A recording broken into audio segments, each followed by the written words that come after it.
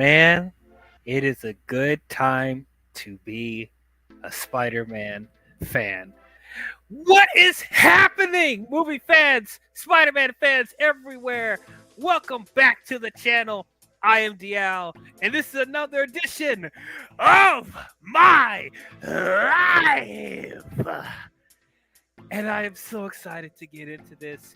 Today, we are talking about the new Spider-Man film, the continuation of the original Into the Spider-Verse that came out in 2018. We are talking about Spider-Man Across the Spider-Verse. And joining with me today, I have fellow YouTuber, the Friendly Neighborhood Meta. Yo. Okay, very good intro, but hey, we'll take it. This should tell you, like, I am in a different mood about this film. I've had time to digest this. I have had time to think about this and get the hype out of the way. And we go be talking about it, all right. That's all I'll say. Yes, we will definitely be talking about it. Just to let you know, I don't know Meta's opinions on this at all. So this is going to be my first reaction to how he feels about it. I have seen the film twice already. So, God damn. Yes. Well, one was for the hype, and then two was to actually break down and process the film. And oh, we got another guest coming in, joining back on the channel. We have Blue Jay. What is going on, my man? He's in his spider sona.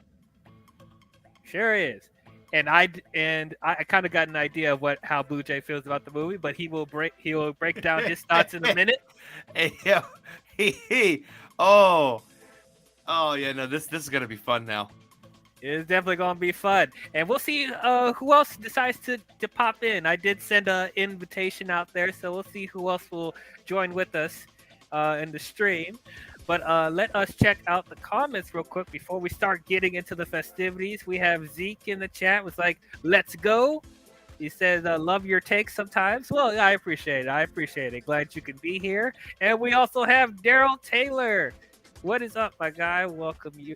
Glad you're here. And then Blue Jay sent us a comment already, like, "If you're a Metro, don't trust you, I'm gonna shoot you." Yes. I gotta say up front though, because in the Into the Spider-Verse stream, we're talking about the soundtrack. I didn't know that Metro did the soundtrack for Across the Spider-Verse. I literally listened to that the day after I saw the movie, and man, that soundtrack hits. I'm gonna tell you right now, it hits. I recommend for people that haven't listened to it, please go listen to it. It's really, really good. But anyway, enough of those shenanigans. Let us get into Spider-Man Across the Spider-Verse. And as always, we have to remind the viewers out there, this is a spoiler-filled discussion. We're going to be talking about this film as if you've already seen it. So if you have not seen Spider-Man Across the Spider-Verse and you don't want to know anything about it, I don't know why you clicked on this video. You need to read before you click on stuff. We're going to go into every little detail. We're going to talk about the Easter eggs. We're going to talk about the cameos. We're going to talk about the setup for the third film. We're going to talk about everything. There were so many. There's no way we can talk about all of them. No, but we're going to talk about as much as possible. So if you don't want to know anything, go watch it. Go see it in the theater. And then come back and listen to this. So you have been warned. I'll say up front, this is a theatrical experience. I recommend. I saw it in on the biggest screen that my theater has. Yes, me too. It was wonderful. It was definitely wonderful. So definitely, this is not something you should wait for streaming. You didn't see it on the biggest screen possible, just to see how. See it in IMAX if you can. In IMAX, absolutely. I'm not even big on 3D, but part of me wishes that they had a 3D option as well for this, because of how awesome James Cameron can hear you. I hope you can hear it loud and clear, man. Man, if this was in 3D, it would have been a trip. But anyway. All right. So, we all saw Into the Spider-Verse. And we saw, if any of you watched our stream for that, you guys know that we adored Into the Spider-Verse. We thought it was arguably the best Spider-Man film ever made. It's one of the best animated films we've ever seen. It's one of the best comic book films we've ever seen. Nobody thought anything of it when it first came out. We thought it was going to be a sleeper hit. We were thinking, what's the point of them making an animated Spider-Man movie? Nobody's going to care about this. It's going to end up being mediocre. And then it ended up being sleeper hit. And then people ended up finding it out on streaming, and everybody adores the movie now. So much so that Across the Spider-Verse has become one of the most anticipated films of this year. Now, we've been hearing behind the scenes with Across the Spider-Verse that they were going to split it into 2 parts. And that's what they were doing at first. Well, this is what ended up being the case now. When they were first marketing this movie, it was going to be Across the Spider-Verse Part 1 and Part 2. Which I was like, that's interesting. You know, they announced it the same way for Infinity War back in the day too. It was going to be Infinity War Part 1 and Part 2. Yep, and then they ended up changing the titles to just Infinity War and Endgame, which I honestly felt that was a mistake. They should have just kept it as Part 1 and Part 2. Honestly, I vibe with it being called Endgame. Like that's the end. It's the Endgame. We're at the Endgame now. Anyway. Okay, but it was still continuing the storyline of Infinity War. Yes, you know, so that's Part fine. 2. Listen, you're not going to be saying that about Beyond. Well, we'll see. We'll see when Beyond the Spider-Verse comes out, and I'll see if next I year. still hold to that. Yes, next year. So we don't have to wait too long for it. So, but then, yeah, later on they decided to, instead of just making it Part 1 and Part 2, they were going to have the third movie be called Beyond the Spider-Verse, which that's fine. That's fine. But part of me is like, why are movies so afraid to keep the Part 1 and Part 2 aspect? Is there a stigma behind it? I don't understand. Dune is doing it. Dune, yeah, thank God, Dune is doing that. But like, if there's going to be a cliffhanger in this movie, it's safe to assume that you can call the third one Across the Spider-Verse Part 2. I can't get into why I think they're doing that until we actually start talking about the movie. Fair enough. So either way, so hyped for this movie. This was one of my most anticipated films of this year, man.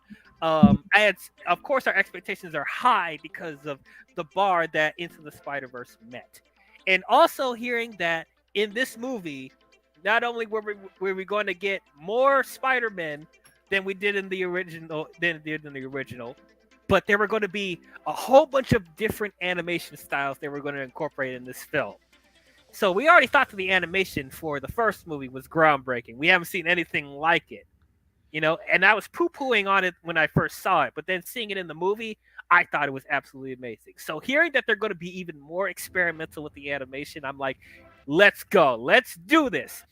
And you could tell that they were putting a lot of time and dedication to the animation, because I heard they were working on the animation till like literally the last month.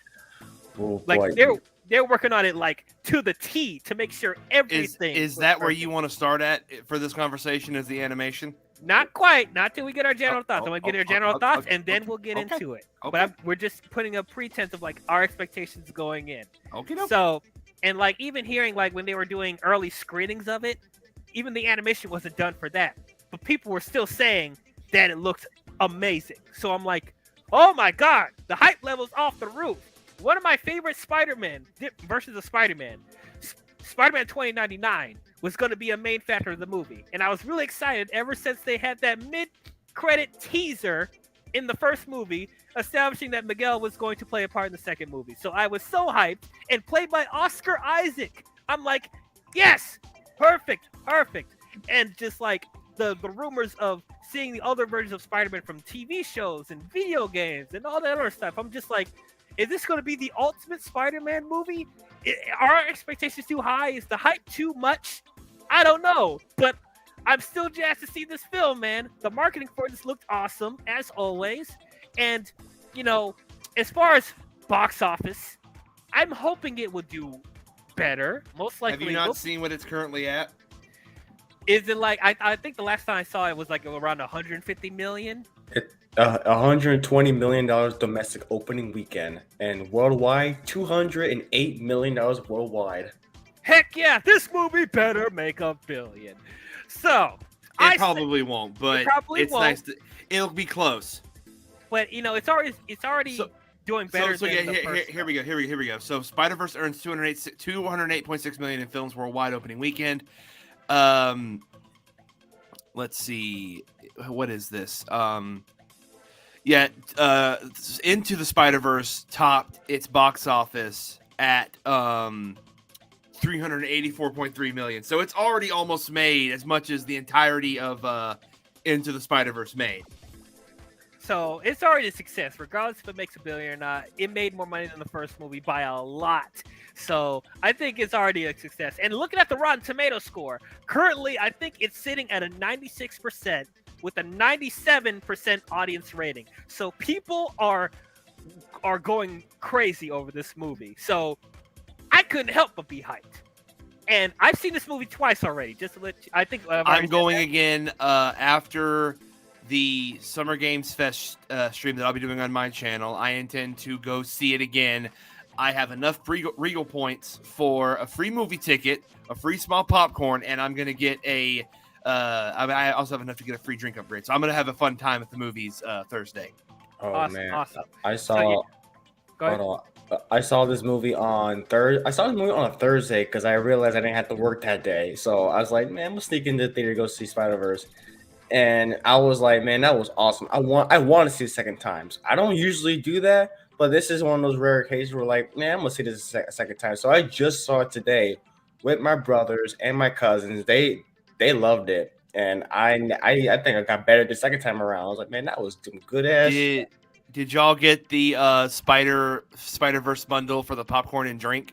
Or did they offer that at your theater? Unfortunately, so I was fortunate to get the Spider-Verse popcorn bowl, and I got the Spider-Verse cup, and my topper I got $20.99. Oh, that's awesome. Oh, I wish they had They also that offered Miles. They also offered Miles and Gwen. Unfortunately, they couldn't sell just those separately. I would have had to have bought 2 more popcorn bowls and drinks, and I was like, nope, that's $24. Dang. Yep. So that'd have been like 60. That'd have been like $60-something. I'm like, yeah, no, I ain't paying for that. Yeah, I'm sorry. I know the only way that theaters are making money is through concessions, but like that's like highway robbery, regardless of like how cool the buckets and stuff look. Oh no, 20. I think for the event, I will say that the atmosphere and everything made it feel justified this time, because I have not been hyped for a movie since Endgame like this. I have not been hyped for a movie like this since Endgame came out. So fair enough. I was like, damn right I'm buying the cup. Damn right I'm buying the bowl, or the popcorn bowl. You damn right I'm going to have butter on that popcorn. I'm going to enjoy the shit out of it.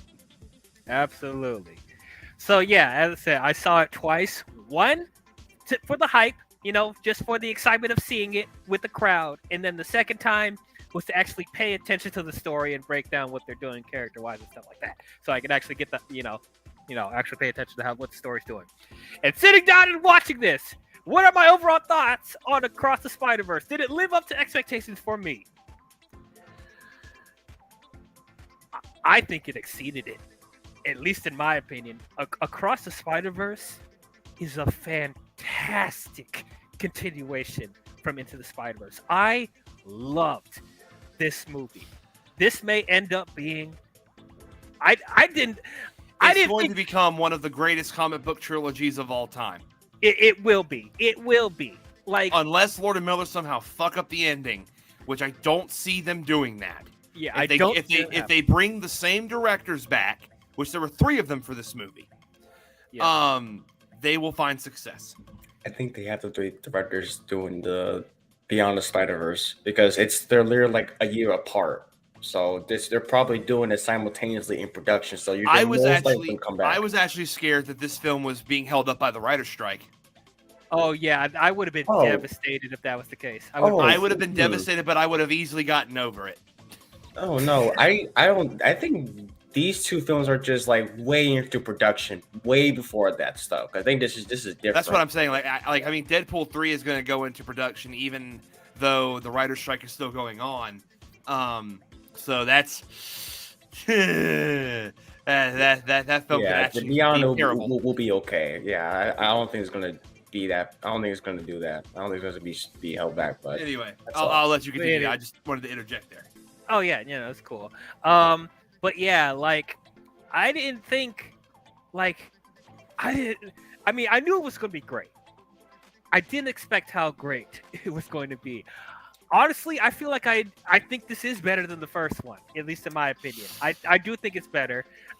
Yes, even with the cliffhanger at the end, I still think like everything up until that point was amazing. I thought the Easter eggs and callbacks to all the different versions of Spider-Man was just there's so much Easter eggs and callbacks they put in here. I thought it was absolutely glorious.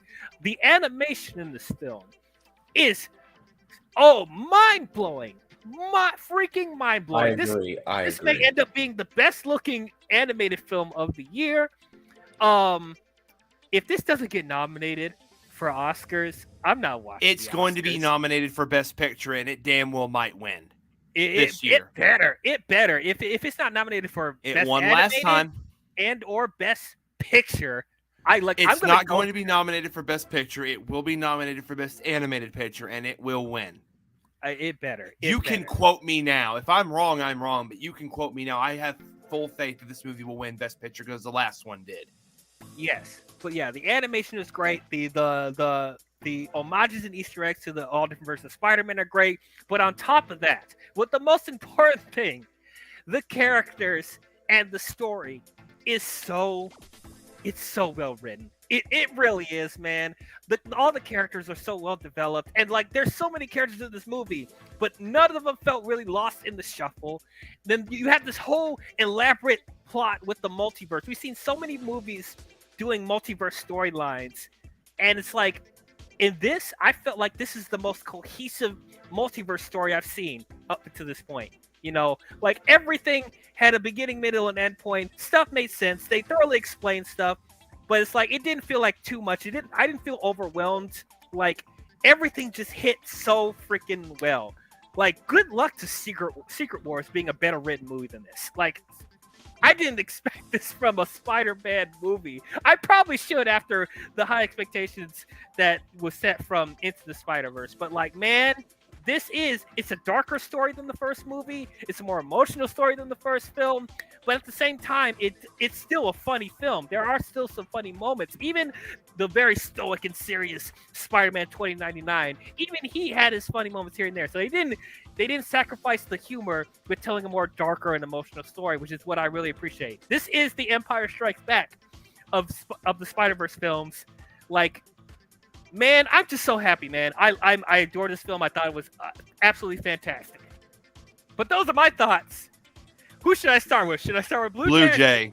Sure. Blue Jay, tell us, what is your overall thoughts on Spider-Man Across the Spider-Verse? I fucking adore this movie.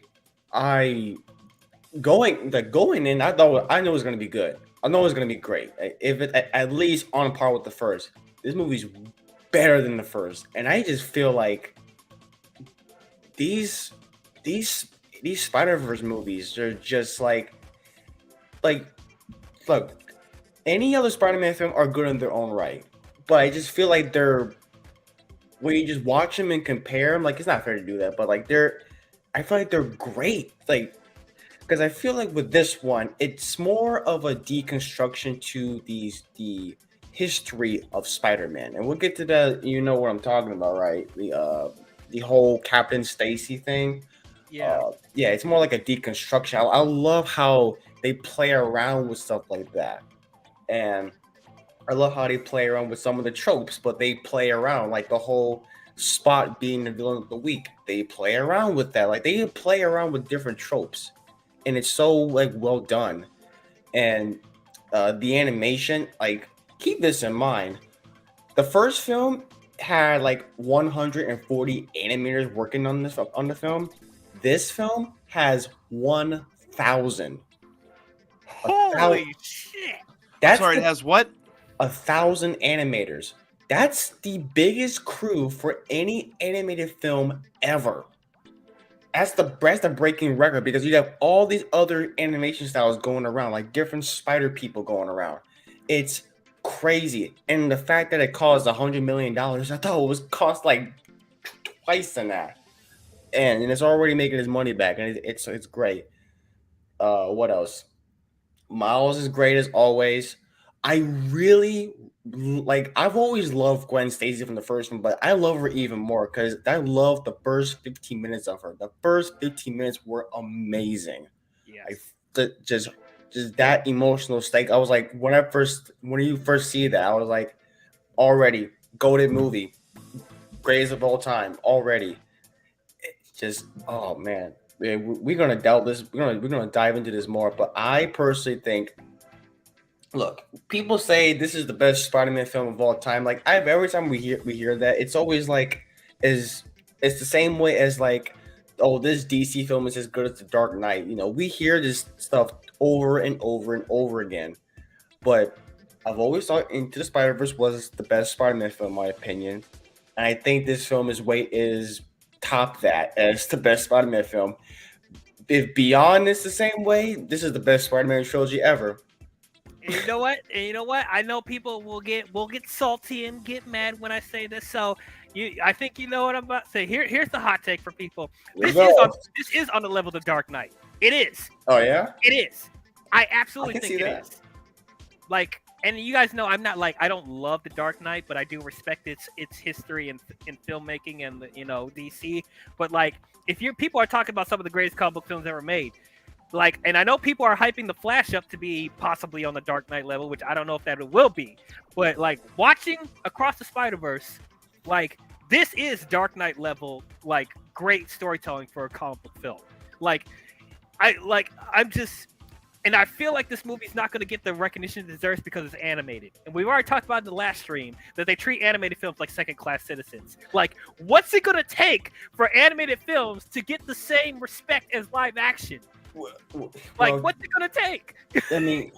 I mean, look, given this is from Sony Animation and how much they changed, their reputation has been changed ever since the first Spider-Verse came out, and then ever since then they've been making like critically acclaimed films after critically acclaimed films like back to back, and then and then I'm this after seeing this, and then by the way that Mario and this film are the two top grossing, highest grossing opening weekends for a film of this year Oh, so yeah. far, and two of them are animated.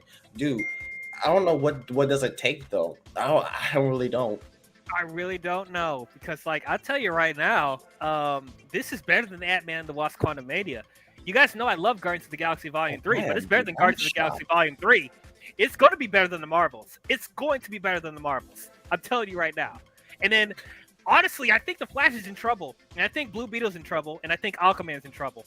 So, like this set a standard for this year. All the other comic book films this year that still need to come out, they better step up. They better step up. The Flash is about to be coming out in a couple weeks. You better step up. That's all I'm gonna say. But anyway, But yeah, all in all, like just from my thoughts, like this is like a great film. We're gonna get into more of that stuff, but I just love the soundtrack, the animation, the freaking mostly Gwen. Like Gwen, this is kind of like Gwen's movie a little bit because it's it stars Miles, but you could like from the beginning. They're co-protagonist. Yeah, basically. And oh man, it's a great film. So, Meta, what do you think? yeah. What is your overall thoughts on Across the Spider-Verse, Meta? About to kill our vibe. I can tell it. Abso-fucking-lutely, I am. First off, I'm going to start by saying this. DL, I'm going to go ahead and just give you my my letter grade. I'm starting off with the letter grade. You ready? Oh no. I'm scared. I'm not giving it one. Oh, What? Wait, what? I'm not giving it a letter grade. You're not giving it a this is a letter grade. mystery. The reason being is, with how this film ends, like you said, this is a part 1 and a part 2. We've only seen half of the story. And I understand that Into the Spider-Verse is the part of this trilogy. However, Spider-Verse Into the Spider-Verse was so good it could be just its own movie without these other two, and it is still a good origin story for Miles, and it is a good Spider-Man movie. Now that we are in deeper water, though, this feels, and it does, it feels like half of a film. And I feel like I can't give it an appropriate letter grade until I see the other half. You know, that's how I'm starting this off. That's how I'm just starting off my thoughts. Oh, ready for more? Okay, here we go.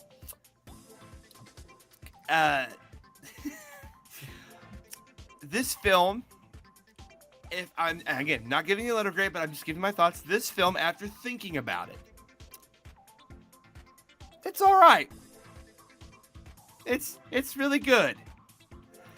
I do have issues. Now, again, I've had time to think about this and digest it. I'm going to see it again on Thursday. However, and I'll get more into this as we go along with the spoilers, I think there is nothing wrong with the animation. There is nothing wrong with the pacing. There is nothing wrong with the writing. Take that back. There is some problems with the writing, but it's more so how certain characters are portrayed. And also how the marketing made it seem like certain characters were going to play a bigger role in the film than they actually did. So I take some issue with that, especially since I am a fan of one of these characters that was told to be a big part of the film, but he really wasn't. In fact, he was kind of a joke. And I think I know which one you're talking about. I hate that he was reduced to a joke because he is not a joke. Anyway, I will get into that when we get into that. But all in all, and I'm gonna end my thoughts by saying this because I realized this after I had gotten home. I'm gonna say these two things. One, this film is definitely a love letter to the character more so than, or no, not even more so. There's additional love put into this one from where the first film was a love letter to the character. The first one is a love letter to the character in a certain way. The second one is a love letter in a different way. There is 60 years of love, admiration, and every other word you can think of for the character known as Spider-Man in this film, and I did enjoy that. That being said, I don't know if y'all noticed this. Y'all know what this entire trilogy's point is? You know what the purpose of this trilogy is? I realize this. Do tell. It's going to piss some people off online. This whole trilogy is just a literal shitpost to people that say that Miles Morales is not Spider-Man. Oh, God. You triggered my trap card! This entire trilogy. And we're going to get into it about this film. But this film specifically made me it hit me like a lightning bolt. And I'm just like, oh my God, Lord and Miller literally has made one of the greatest Spider-Man trilogies, one of the best comic book trilogies of all time. Literally just a shit post on alt-right dickheads. This is fantastic. I don't particularly see that. I'm kind of conflicted about that statement too. We'll explain. I will explain when we get into the story. But those are my overall thoughts. It's an all right movie. I don't feel like I should give it a letter grade yet because it's half of a story. However, what was presented in front of me was absolutely great. The hype was real. I was gushing. I even almost cried at one point for a certain thing, but we're going to get into that. Okay. So, actually, let me start off this spoiler discussion with the question. Because I keep hearing this specific subject debated around with moviegoers and fans of certain source material. Should we just completely abandon the idea of part ones and part twos?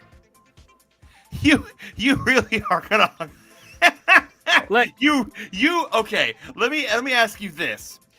as someone who loves movies, I'm assuming that you're in the camp of part 1s and part 2s add a certain epicness to them, correct? Not all the time, but yes. I get what you're saying. I actually asked this question of myself. Are today's generations patient enough to actually digest something that is of, and I mean, I say epic as in the scale of like, this is what this type of storytelling is called. When something is in parts like this, it is an epic. Our audiences, modern movie-going audiences, both normies and fans, actually able to digest this form of storytelling? Because back in the day, it was absolutely more prevalent with things like Star Wars and Back to the Future. Stuff like that are epics. To the point where it, like episode 4, 5, and 6 for Star Wars, part 1, 2, and 3 for Back to the Future. But there's also probably other examples that I am forgetting. However, you had to wait for part 2 of Back to the Future. You had to, and people didn't know that Star Wars was going to have a sequel, but you had to wait for Back to the Future Part 2, and then you had to wait for Back to the Future Part 3.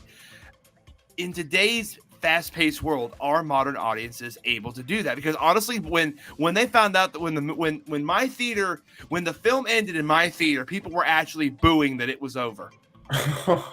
Damn. My brother was pissed off. And that shows me that shows me a lack of patience. Yeah, a similar response at my theater. Well, I don't know if it was like boo, but I was like, "Oh, are you serious? You're standing it there?" No. There were some people going boo. But I mean, that's the question. Like, are today's movie-going audiences accepting to a part 1 and part 2? I'm sure if you ask a majority of people that enjoyed Dune Part 1, they'll be like, "Yeah, absolutely, we'll wait for Dune Part 2." Now, in my opinion, I'm sorry, I'm gonna make some Dune fans angry, but I feel like Dune Part 1 felt more of half a story than this film did. Not saying that it was bad, but I'm just like, because the entire movie, while it was very well directed, while the performances are really good, it was a lot of setup. A lot of setup. And I mean, in all honesty, I don't mean to cut you off, DL, but like this, like you just said, it's a lot of setup. Yeah. You literally just described every MCU movie to Infinity War and Endgame. Yep, and that's a big issue with them too. And especially 10 years to build up and explain who all these characters are, what are their motivations, what is going on in their lives, just to explain that Thanos wants a gauntlet to wipe out half of humanity, or half of all life in the world, or in the universe, galaxy. But and even then, like, that's one of the most recent examples of a part 1 and a part 2. And if you look at box office wise, it shows absolutely people are ready. And because Endgame, I think didn't Endgame make more money than Infinity War? No. The opposite? Yeah, like Infinity War, I don't even think it made $2 billion. It was close, but like Endgame is like one of the highest grossing films of all time. I understand that. What I'm saying is what I asked is that did Endgame make more money than Infinity War? Yeah. Endgame make more money? Yes. That's yes. Okay, so that proves my point. Then that could be shown to say people are able to digest epics because of financial success from the latter half. But I'm like, okay, but if the first half is setting it up, why did it not do as good? Okay, so this goes back to what I was talking about earlier with them not being confident with establishing that this is a part 1, part 2 story. They're marketing it like it's a standalone film, and it's not. So it's like when they saw the ending of Infinity War, people were like shocked, like, wait, that's how you end it? Like everyone's dead and the villain won? What the heck was that? What the heck was that? So this is what I'm saying. Look, something different. We don't like it. Okay, it's not the fact that it's different. It's that narratively and like marketing wise, it doesn't make sense for you to market this like a standalone movie. It is not a standalone film. You should have just stuck with it being part one, and part two, so people can digest this possibly being a cliffhanger. That's the problem I'm having with it. And I think, you know what? As much as I love this movie, and I probably won't be bothered by it when Beyond the Spider-Verse comes out, but like that cliffhanger was there, like, and as you said, it's not a complete story, so it's like they should have just stuck with it being Across the Spider-Verse part one and part two. By the way, DL, we'll probably get to this when we actually talk about that cliffhanger, but I just want to go ahead and say this now because it's on my brain. Did you notice that in Into the Spider-Verse, Lord and Miller actually foreshadowed the fuck out of that ending? You may not remember it, but they did foreshadow it. Do you remember when Peter met Miles in the Collider? Yeah. You remember what colors his Spider-Verse tingled? I mean, his Spider-Sense tingled at first? Oh my god. Oh. That's how I talk about that without actually saying it. Interesting. Interesting. Very, If very. that's true, if that's true, they let Lord and Miller cook the entire, just, let them grill out, let them cook whatever they want. Like Can they take over the Sonyverse? Can they take it over?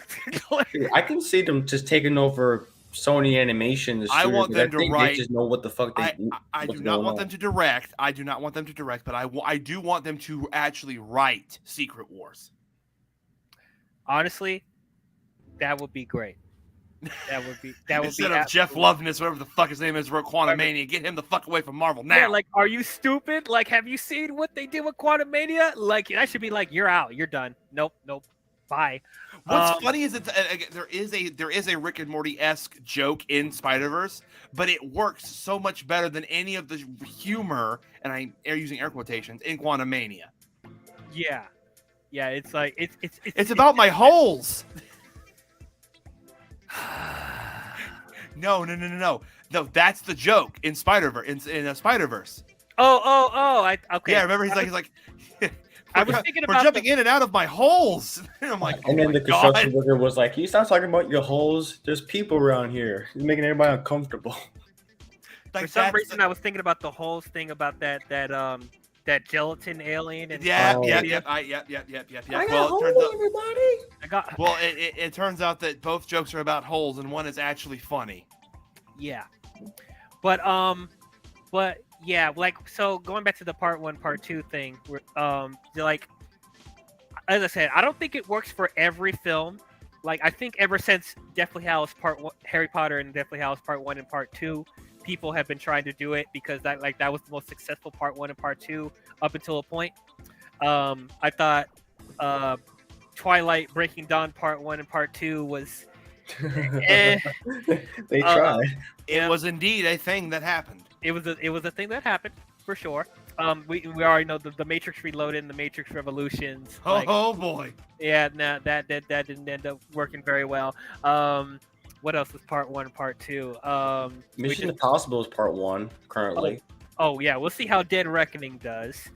Yeah, we just talked about Infinity War and Endgame.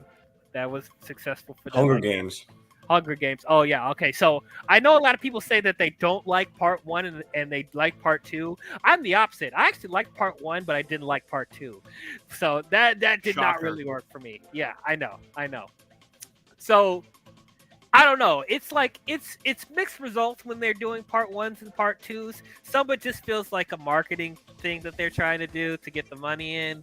So not a lot of them feel very genuine. This is one of those few moments where I do feel like it's genuine. Because, I did feel like the story that we gotten up to the cliffhanger was great, and I thought the cliffhanger itself was awesome.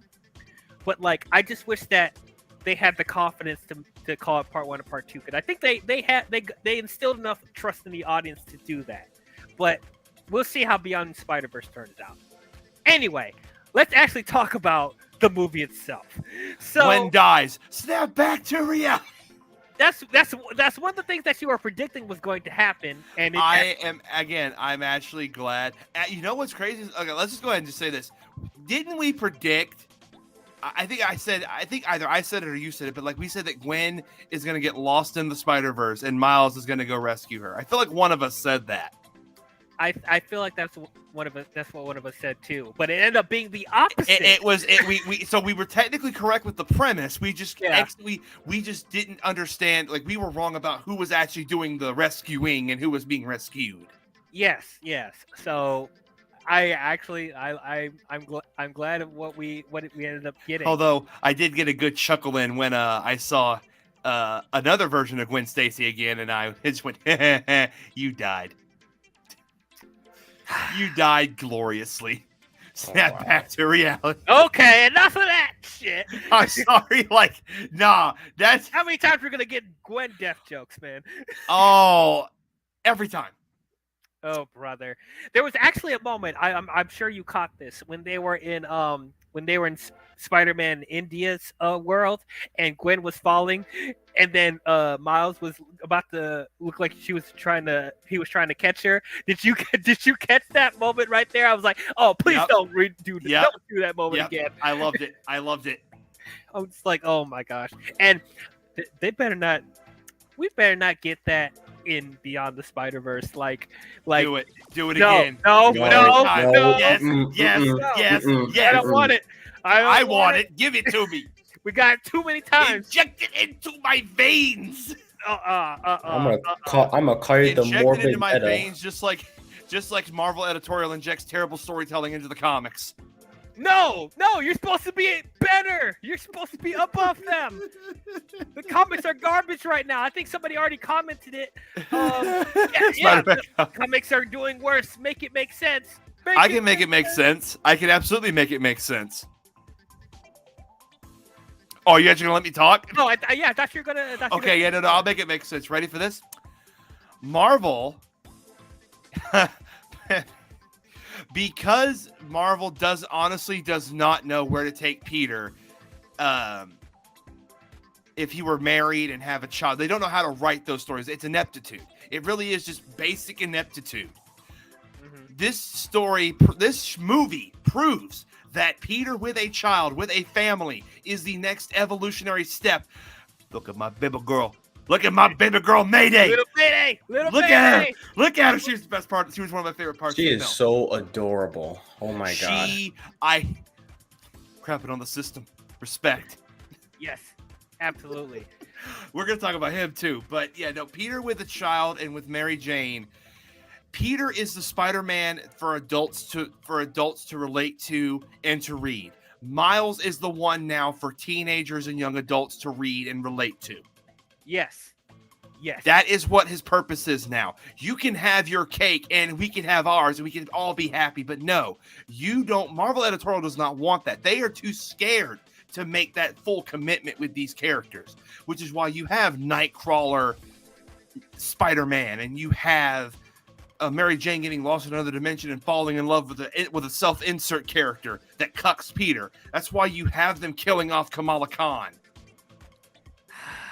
in a Spider-Man comic when she's not even friends with Peter.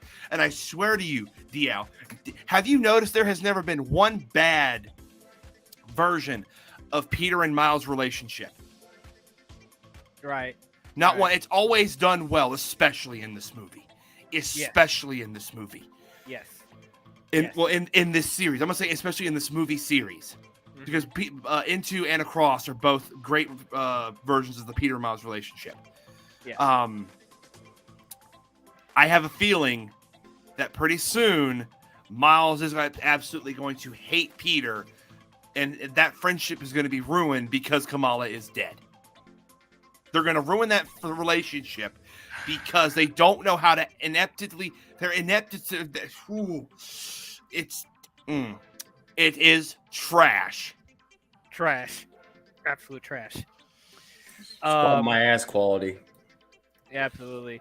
And also, if they kill off Spider-Gwen and Beyond the Spider-Verse, very similar to the comics, trash. Oh, don't you fucking snap back to reality. They are not. Here's what the movie's gonna get. Here's what the movie's gonna get. Just kidding. It'll get an A+ from me. Oh my God! You are not. You had me going in the first half. Not gonna lie. Oh my gosh! Yes. No, just no. No, I don't. I think they have a bit more class than that. I feel. Yeah, I think they do. But anyway, let's actually start because the movie starts with her. Gwen is fucking awesome in this movie. No, you go. I'm sorry. Yeah, I think this is the best film version of Gwen. This is the best. Like, I don't think that's has to be disputed. Like, I think everyone can agree. Like, this is the most well realized Gwen on film. Sorry, Emma Stone. Sorry, Bryce Dallas Howard. This is the GOAT right here. You're gonna get you're gonna get these people on Twitter saying like Bryce Dallas Howard was like an underrated gem or something like that, even though she was in one film. Blue Jay, they're saying something like that, but you ain't ready for that yet. Oh boy. Oh, here's what I gotta say. Here's what I gotta say to you people. Stop it. Get some help. Yeah, that's all I gotta say. But I didn't expect for them to like start the movie Lily getting like a good 20-ish minutes seeing Gwen's world and getting development with her dad and her missing Miles and like just like I thought what Samir said in the comments. Oh, what did he say? What did he say? Finding out her narration in the beginning is to the other spider people that she recruits at the end of the movie. Oh, I see what they did there. Because I was like, wait, who is she telling this to? I felt like she's talking to us, but she's also talking to the spider people. Yeah. Awesome. See, this movie's so well written, but yeah, it's I thought all right. Stop it. It is so well written. It's all right. Okay, we'll get into your issues. I can't wait for you to elaborate on stuff that didn't work for you as well. But yeah, I thought being in Gwen's world, I thought it was absolutely great. And one of the things I talked about earlier about the animation, what I thought was so creative in this is that every different timeline, every different multiverse, whatever, they have different art styles. So with Gwen's, as we talked about earlier, it's harkening to her comics art style, where it's like a lot of like bright, luscious colors. There's a lot of pink. There's a lot of blue, light blues, and all that stuff. It looks very painted. Like I really like that.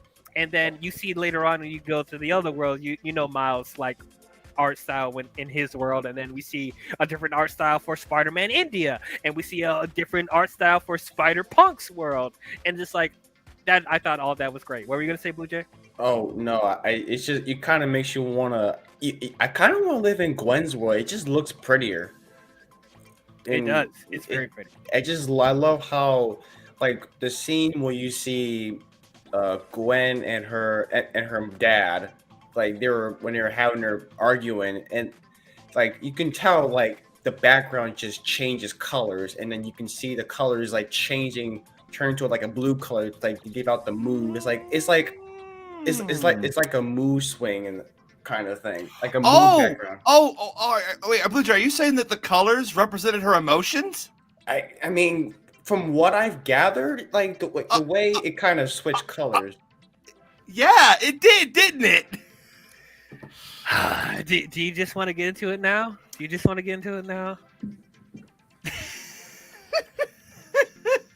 I'm sorry, Blue Jay let me write. No, Blue Jay didn't even know that he was walking on eggshells. Yeah, she didn't even know that she lured us into a trap. Lured us into a trap. You triggered my trap card. I saw that. Wow. I win. All right, yeah, you can go ahead. You can go ahead and talk about it. Meta was talking about something specifically that she was dealing with on Twitter that had to do with the movie. And I wake up. DL, if you have to bleep me at any point to stay uncanceled, please do so. Sure, we'll see. Because I'm gonna come in hot. Oh boy, I got the mute button ready. Go ahead. I wake up from my dreams to only enter nightmares. Oh boy. And just let you know, the thoughts of Meta do not These necessarily are reflect only the my- thoughts of these- DL or Blue Jay. These are my thoughts alone. The views and opinions that I am about to spit. No. Let me say that again. The views and facts that I am about to spit are mine and mine alone. This does not. DL does not share these opinions. Neither does Blue Jay. Blue Jay doesn't even know what's about to be said. So Yeah. I'm just confused. Blue Jay's about to watch a pipe bomb go off. Oh boy. All right. I wake up Oh God. on Twitter to some of the most retarded shit I have ever seen in my life. It really just shows. Do you remember DL when we had the Temple of Doom? No. It was the Last Crusade one. And Ruby and I told you have too much faith in the younglings. What? Yeah. This is why. This is why we said that. This is the shit that they pull. I woke up to Twitter today to see this growing mindset that due to the color palette that Gwen has in her world, and due to the fact that she just happens to have a trans flag that says protect trans kids, and her dad happens to be wearing a trans pin, which, by the way, did you even see that pin? Either of you? You saw the film twice. Does he ever wear a trans pin? I'll be honest, I wasn't paying attention to that detail because it was so I am minute. going Thursday. If I see no pin, you're full of shit. Basically, people in their little minds decided that is enough evidence to suggest that Gwen in this film series is trans herself. She is a trans character. That is a load of horse shit. That is your personal headcanon that you are trying to, at this point, force onto people. I have seen people on Twitter bludgeoning other people in that. No, it isn't that they're just allies. It isn't that Lord and Miller are probably just trying to, show their support to the LGBT community. No, y'all are not seeing it. Y'all are media illiterate. She's a trans character. What is y'all's problem? Y'all try no. I don't put up with this bullshit. I don't. Now I'm going to also just go ahead and preference and say this. This isn't coming from, these opinions are not coming from some cis dude who doesn't know what he's talking about. Because at the start of this Pride Month, I actually came out as gynosexual. Okay? I am a part of the LGBT community. And I am talking about this because the biggest enemy that we have in this community is ourselves. Not everyone needs to have the microphone. Some people just need to sit down and be that supporting role character. There is a reason why, and again, it's in other fandoms too, right? I've seen this in other fandoms, from Persona to The Last of Us for some reason. Head canon is not canon. And what's crazy about this whole narrative is that canon plays a very big part of the story of Beyond the Spider-Verse. I found that kind of humorous, if anything. But head canon is what it is. It is head canon. We are not media illiterate. We are not bigots for saying that. That is your head canon. It is not reality. Spider-Man, Peter Parker is not gay, and Gwen Stacy, Spider-Woman, Ghost Spider, whatever you want to call her, she is not trans. So for those that are already coming at me and will continue to come at me, keep the head assery to yourself, just like you can keep the opinions to yourself. You are entitled to have an opinion about this. You can have it be headcanon. I don't care. But when you start bludgeoning people over the head, saying that your way of doing things is the way, this is the truth. Nah, son, I take issue with that, especially when it damages a community that I actually want to try to help and I actually love and support. I have many friends that are trans. I myself am a part of the LGBT community. I don't want these negative stereotypes to happen, but damn if they don't, because people don't know when to stop themselves. Yeah. And I'm gonna end by saying this too, because again, I have so many reasons, why I am in school right now. And this may seem irrelevant, but trust me, it's relevant. One of those reasons is to show people what actual representation looks like, to create characters that people love, that have deep stories that people can relate to. And they won't have to accept this like they won't have to use headcanon as a reason for there to be these characters to be a trans character, because there is a trans character that they can relate to and love. Same thing with ethnicities and all that other stuff. I want to create characters that are genuine, that are real, that show and offer genuine emotion, and feel like you could sit down with this character and you could talk about your problems and you would both become friends because you relate to each other so well. That's what I want to do with my characters when I start creating them. But nah, this headcanon is real shit. Y'all need to grow the fuck up. Y'all really do. I'm gonna be real. Y'all gotta grow up, because again, have your opinion. I even told, I did share a bit of this with D-WIZZLE before the stream began, and I retweeted a tweet to someone that's saying that Gwen is trans, and they said basically headcanon or unconfirmed. It was good that you saw yourself in Gwen and felt like her story does relate to you being trans, because there is the chance that it is an allegory at most. But even then, that's probably something that you wanted to see, or you saw for yourself. Like you saw, you related to it, and therefore it has to be that thing. But that doesn't mean that it is. Oh my God, this has been eating at me all day. I'm so sorry. We're done talking about politics. I'm done at this. Don't at me on this shit. They probably will, but I don't care. Y'all, I'm done with y'all, bro. Y'all are childish. Y'all need to stop. Grow the fuck up. Play the clip again. Which one? You know which one. Stop it. Get some help. Get some help. Okay. This is why I'm not on Twitter, guys. Like this is it. I don't listen to this stuff. I don't pay attention to this stuff. It's like it's just. What did I say earlier, by the way? Hold on. There's one more thing. I'm not going to drag it on. Yeah, y'all say that we are media illiterate for saying that this is not true when y'all don't understand what color theory is. Blue Jay hit it on the mark. Like, that's what the colors were supposed to represent, was her mood. Because the whole time she's sad, she's depressed, she feels anxious about her life, about everything going on, from losing her Peter to leaving Miles to... and basically, she doesn't have any friends in her own universe, and she feels like she's distant from her dad because she can't tell him that she is, Spider-Woman, because he'll arrest her.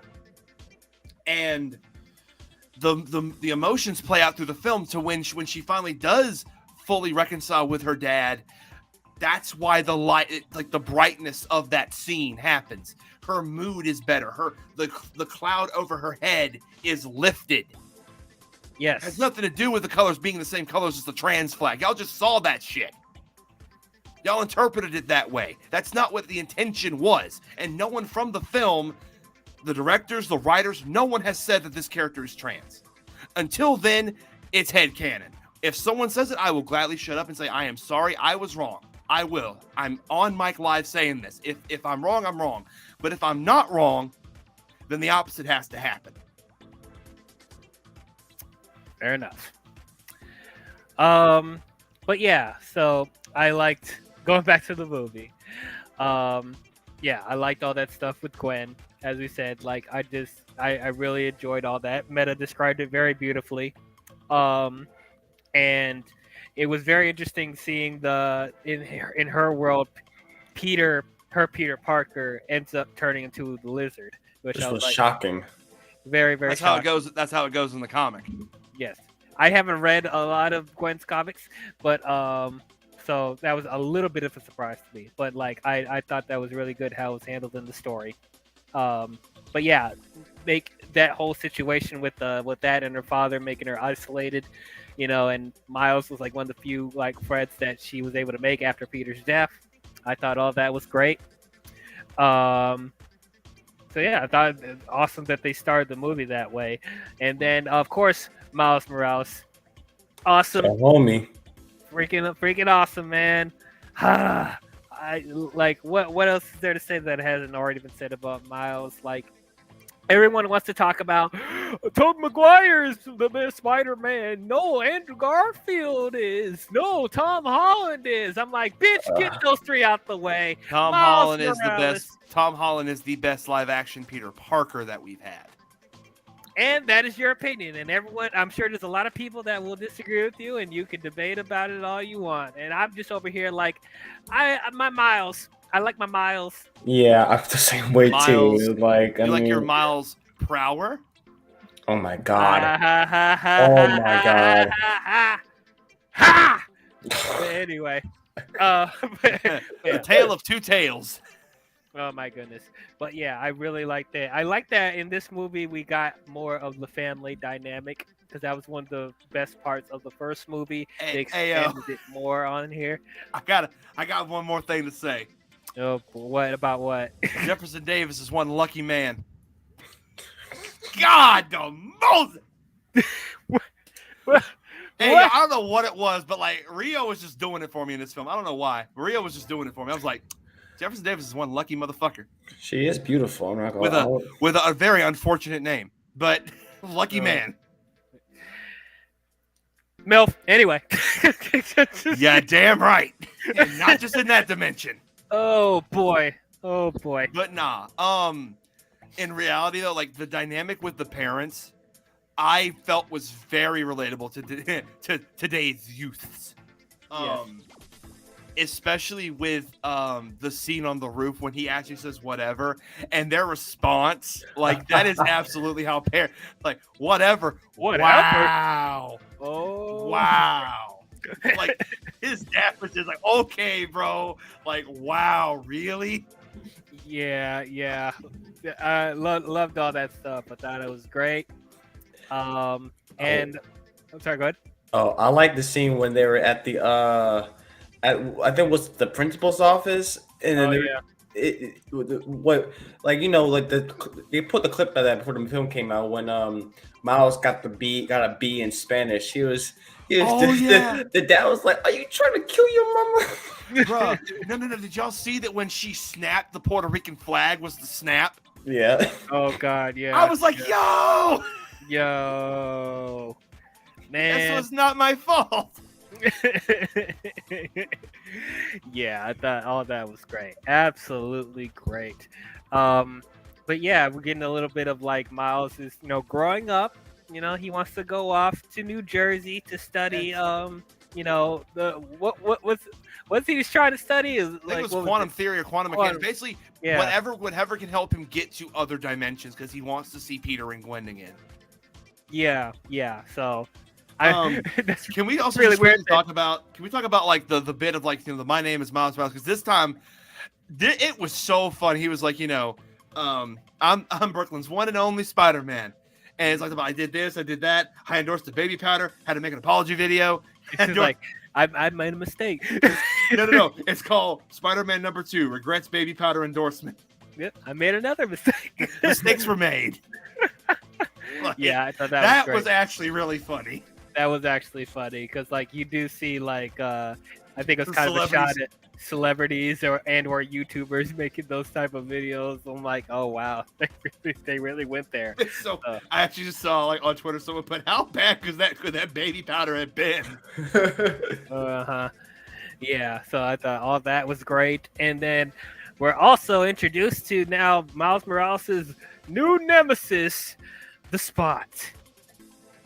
Man, can I just say, who here has seen the beloved Christmas film Arthur Christmas? No, not Arthur Christmas. I'm sorry, Claus on Netflix. Oh, Klaus. Didn't he play? That was Jason Schwartzman. He played the postman. Yeah, the postman. Yeah. Can I just say that Spot? This is first off probably the best interpretation of that character. He is such a unknown character to a lot of people. Unless him being in the film is actually a deep cut to the barrel of Spider-Man villains. Yes. And man, Butterfly Effect is a bitch. Let me put it. Butterfly Effect is a bitch. Bruh, yeah. Like, I'm familiar with the Spot from the older comics, but yeah, like he's a D-level like he's villain. a D-level villain, but I'm talking about like how his origin is in this movie. I'm like, bruh, Butterfly Effect is a mofo. Oh yeah. I liked how they start out like he is kind of a joke type of villain, and like even Miles is not taking him seriously. Like you're not even the villain of the week. Are you a cow or a Dalmatian? It's funny because what got me was just the fact that they show his origins in all this time. It was the dude that Miles stole the bagel at him, like a visual gag. Turns out to be bagel at me. Like a visual gag from the movie, from the first film, actually became just like the catalyst to what's going on in the second film. That's one of my favorite funny moments in the first film. Just like that casual selecting a bagel. He took the bagel. But also on top of that, like he even says like the spider that we brought from another dimension, it got loose and it bit you. He doesn't know who Miles is, but he knows that escape spider, that the one he found in the subway dead, was the one that gave whoever he's like, whoever the new Spider-Man is, my spider gave him the powers. I created him. Mm-hmm. Yeah, so I thought that was very creative how they called all that back from the first movie, and then that ends up being a very important plot point when we get later on into the film. But yeah, I really liked how they were able to incorporate the bagel guy from the first film and gave him this tragic backstory. Genius writing. Ingenious, man. And what I love, as I was talking about earlier, I loved how they were building up Spot throughout the film, because like I said, at first he's treated as this joke. He doesn't seem all that, all that powerful, all that threatening. But as the movie goes on, he gets more and more powerful and even more intimidating as a villain. And like the animation on him starts getting more and more crazy. I will say this, and I guess I'm also kind of thinking I'm talking aloud mostly at this point, but if you watched the 90s animated series, the Spot was a villain and had an arc in the 90s animated series. And honestly, that arc really never saw an end because the show was canceled. But Spot is partially the reason why Mary Jane disappears in that in the 90s animated series, because the machine that Goblin used that creates the portals was the Spots to begin with.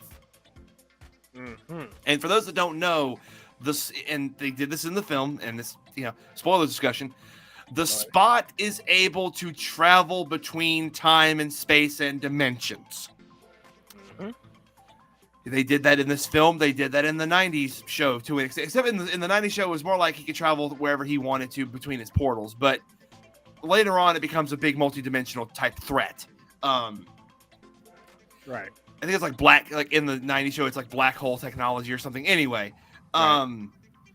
in this one though, because of how they did it with the collider, multiverse shenanigans are out of the gate. This is a multiversal. The reason why he has these powers is multiversal. And all that. Although the unique take they did was in the 90s show, his how he looks was a costume. In the movie, it's his actual body. That's his skin. Unfortunately for you and me, this is my skin, and I just, ugh. Like, oh God. But yeah, that's really creative how they were able to use the Spot in this film. I have a feeling he's going to be more prominent as a Spider-Man villain after this movie. Like, I have a feeling. Hopefully, I mean, well, not hopefully, but maybe. The Spider-Man has so many different rogues, and some are more beloved than others. I'll just put it like that. Yeah. I agree. And just talking about the spot in his portals, I do love the fact that we actually go through like the Lego side, which I was like, Oh, that was hilarious. Okay, so fun fact about that, and it was confirmed by the kid himself. Who saw the Lego Made trailer for Spider-Verse? That was him? That was him. That was him? Yes. They brought him on to animate that scene. What the fuck? He confirmed it. And it had to be last minute. It had to be last minute.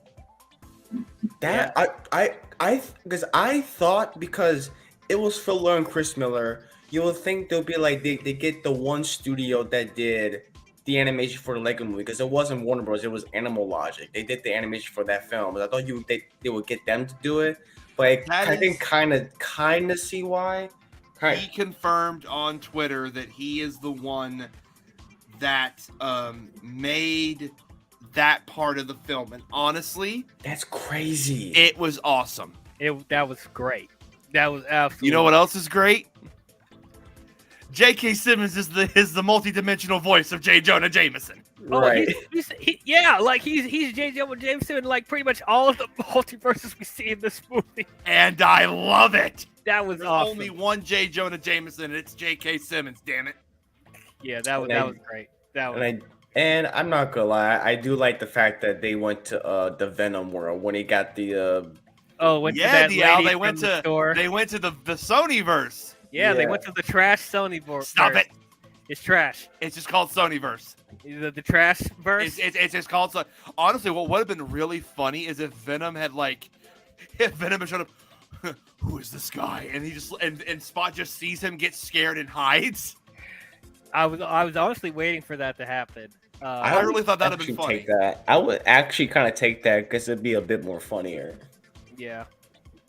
But yeah, that was, look, even though I don't like the Venom films, it was cool that they were able to go into that dimension for a little bit. That was really cool. That just shows how crazy this movie is, like with all the different timelines that they're showing all of it.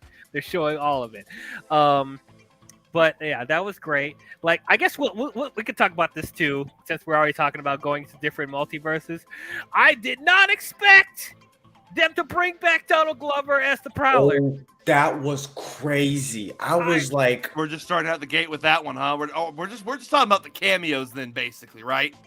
Sure, we could talk about it. Because I didn't realize it at first. DL, do you remember seeing the video game references that they had? I mean, other than Lily, yes, Spider-Man other PS4 than Sony's, there is a lot of references. That's that Sony brand synergy is why he was in there so prevalent. Yes. It's a shame that Yuri Lowenthal didn't get to record any voice lines. Yeah, I think they just reused them. They did reuse them. However, it took me a while to think about this. Do you remember seeing like a green-looking like character trapped in one of those containment units? I couldn't tell that anyone was green. Hold on. I'm gonna try to look it up, but I believe there was one that was green. Is it one of the Mysterio ones, or is it different? No. Hold on. Hold on. It's like there was so much. I'm pretty sure. Hold on. I'm pretty sure. Basically, what I'm getting at is that there was Sony's Spider-Man in between the two, but there was two other video game characters, but they were like older video game looking models. I believe that the green. I'm gonna go back and watch it again Thursdays. I'm gonna confirm this, but I believe that the green model trapped in one of the containment units was the Green Goblin from the Atari 2600 Spider-Man game. Oh, that is such a deep cut. That is a deep cut. Yo, because like, hold on, I'm gonna try to pull up. Atari 2600 Spider-Man. It absolutely looks like garbage, but then again, everything on the Atari 2600 did. That's not even a hot take. That's just facts. Because here's the thing, like when you think about, like they really did their homework with this movie. They actually love doing their homework with this movie. You also have to understand that Lord and Miller, depending on how old they are, probably grew up with that version of Spider-Man on the 2600. Depending on how old they are. I'm trying to find it so bad. But I'm fairly positive that was indeed what it was. It was a reference to the Atari 2600 Spider-Man game. Because the Green Goblin is on the box art for the game. And the game came out in 1982. So Lord and Miller may have been around for that game to come out. Here we go. Hold on. They're in their late 40s, by the way. Oh, shit, that's a very small picture, but I'm going to try to share it anyway. Let's see. Yeah, let me know if you can see that picture. I don't know if StreamYard has a zoom feature. Oh. Can y'all see that? Probably not, right?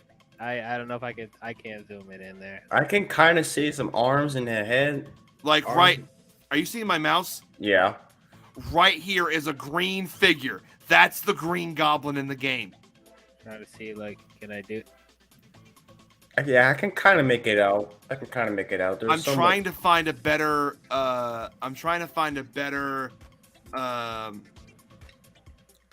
Let me see if I can. Oh my god, they won't blends in. I feel like it blends in with the other. Again, colors. it's Atari. You're not going to get the best graphics. But I'm fairly positive that is exactly who that was supposed to be. Was the Green Goblin from the Atari 2600 Spider-Man game. Again, I'm going to go back Thursday and see it to confirm if I did see that or not, but I'm pretty sure that's what that was. But anyway, the other cameos that, by God, just made me smile. Oh, my God. The entire monologue with Miguel and you seeing the... I guess because it is connected. Mm-hmm. The main plot and why all the Spider-Men were after Miles, because I was really like, man, what did he do to make them that mad? Mm-hmm. Like, is because he is technically a variant. Or he's an anomaly. He is not supposed to be Spider-Man. He's the original anomaly. He's the original anomaly. Yeah. And so, and then Miguel talks about canon events. Like, for example, and honestly, this was actually, it may not seem that big. However, them mentioning Captain George Stacy's death from the 616 universe, mainline comics, is massive. Because normally Gwen's death overshadows her father's. But there's a reason why in the first Tassim movie he dies. Is because it leads to Gwen's death. Peter's guilt for Captain Stacy dying is what drove him, not just in the movie, in the comics. It changed his relationship with Gwen. And yeah, like, and there are just canon moments throughout the film. Or throughout the Spider-Verse. Uncle Ben dying is a canon event. Or a spider figure losing a father figure or a role model is or I'll just say a loved one. A spider figure losing a loved one is a canon event. Because Spider-Man, the story of Spider-Man is interwoven with tragedy. That's what makes the character great, is rising above the tragedies and the pitfalls that we receive in life and becoming better despite what we've been through. And that's what I love about this movie. It's like I said, it's a deconstruction of the tropes that Spider-Man has went through, but they play around with it and then they either expand upon it I just love just the way they all that stuff played out. Like, I really... And saying that, I don't know how many y'all saw, but I saw Toby's Uncle Ben in the back dying. Yeah, I did. They front and center showed Andrew Garfield with his Gwen. Yeah. Snap back to reality. Stop it! Like, and the one that I loved, and this is where I'm gonna be honest. This is the most you're gonna see me gush about this movie, because they let the goat speak. They didn't have to do this. They let the goat speak. Yes. Josh Keaton for just one line of dialogue, just one. But they let him talk as Spectacular Spider-Man. Now, on the other side of that coin, this is where we get into my problems with the film. Oh, I know what you're gonna say. There are so many variants of Peter that would have told Miguel to shut the fuck up. They would have stood by Miles. They would have said that what Miles has done in his universe, what he has sacrificed, who he has lost, because even though he is an oddity, him losing Uncle Aaron was a canon event. Right. The Spectacular Spider-Man would have stood with Peter. Who he is as a character, he would have stood with Miles. They miswrote that character. I don't care if it's just a one-off line. That Spider-Man would have stood by him. The original canon 616 Spider-Man would have stood by him. The Spider-Man that is also supposed to be 616, that's from Shattered Dimensions and the Edge of Time, would have stood by Miles. The 90s Spider-Man would have stood by Miles. There is a lot of different variants of Peter that would have said, no, Miguel, you're out of line. This boy has sacrificed a lot in his life. He is Spider-Man. He is no different than us. I'm okay. And then there's Ben fucking Riley. Oh, Scarlet Spider. So much wasted potential just to make a joke about how edgy the 90s were. I personally, Andy Samberg was miscast. This is a miscast. I will not accept anything else. It was a miscast.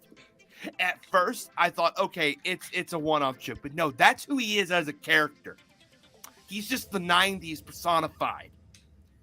That's annoying, and it's a disservice to Ben Riley as a character.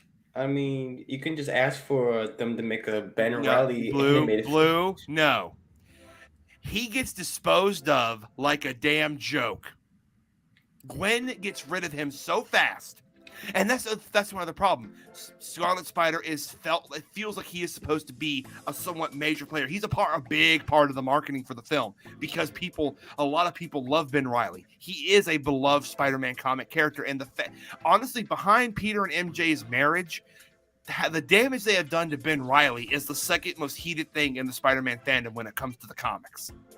They have done Ben Riley so dirty. In the comics, they have mistreated him just as bad as they've mistreated Peter and MJ's marriage. This was supposed to be the redemption arc. This was supposed to give us the Ben Riley that we love, that we adore. But no, it's a joke, and not even a good joke. I feel bad for you, Scarlet Spider fans. I'm very sorry. Well, he probably gets his time to shine at Beyond the Spider-Verse, so I think it'll be all good. I'm just riddled with so much trauma. That was so funny. That was so funny. I'm just thinking about my past. I'm looking in this dark alleyway. There seems to be a suspicious situation going on. I'm sorry. This is a Spider-Man movie. Why is Batman here? Look, I'm not. No. Look, I'm just saying. No. It's just. To be fair, if they did this similar treatment to Miguel, which is my personal favorite, I would be just upset. Oh my god! And then there's Miguel. Then there is Miguel. Okay, thank you, D-WIZZLE. That was a perfect segue. I know you ain't about to talk shit about my boy. I know you ain't about to talk shit about my boy. Him being the one to hold the key of you are not Spider-Man. Him being the one to say, like, you're the variant. You're the one that threatens the multiverse, the Spider-Verse.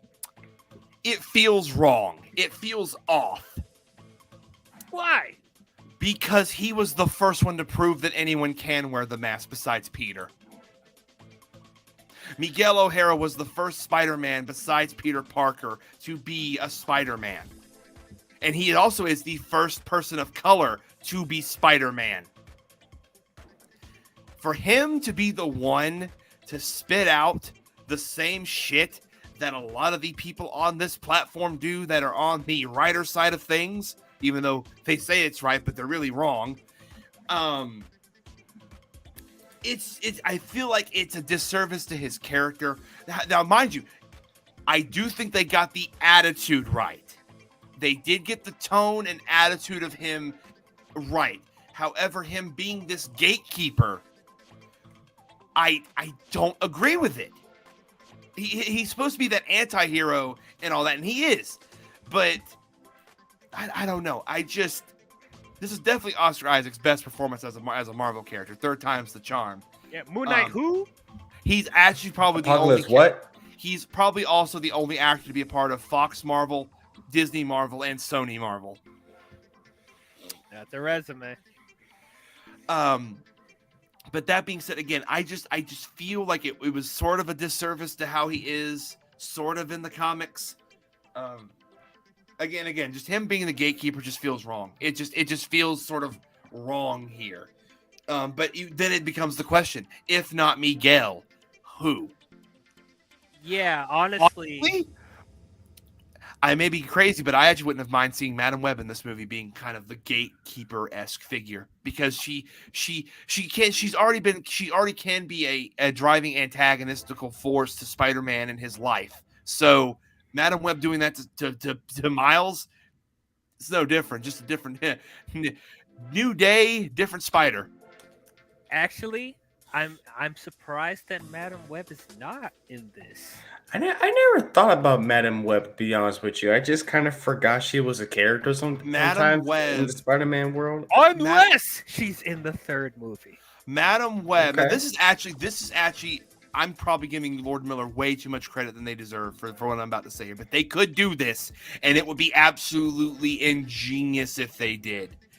Now, the trick here is to not take everything away from Gwen and Miles' story in the third movie. However, again, the 90s animated series did end with a multiversal series finale.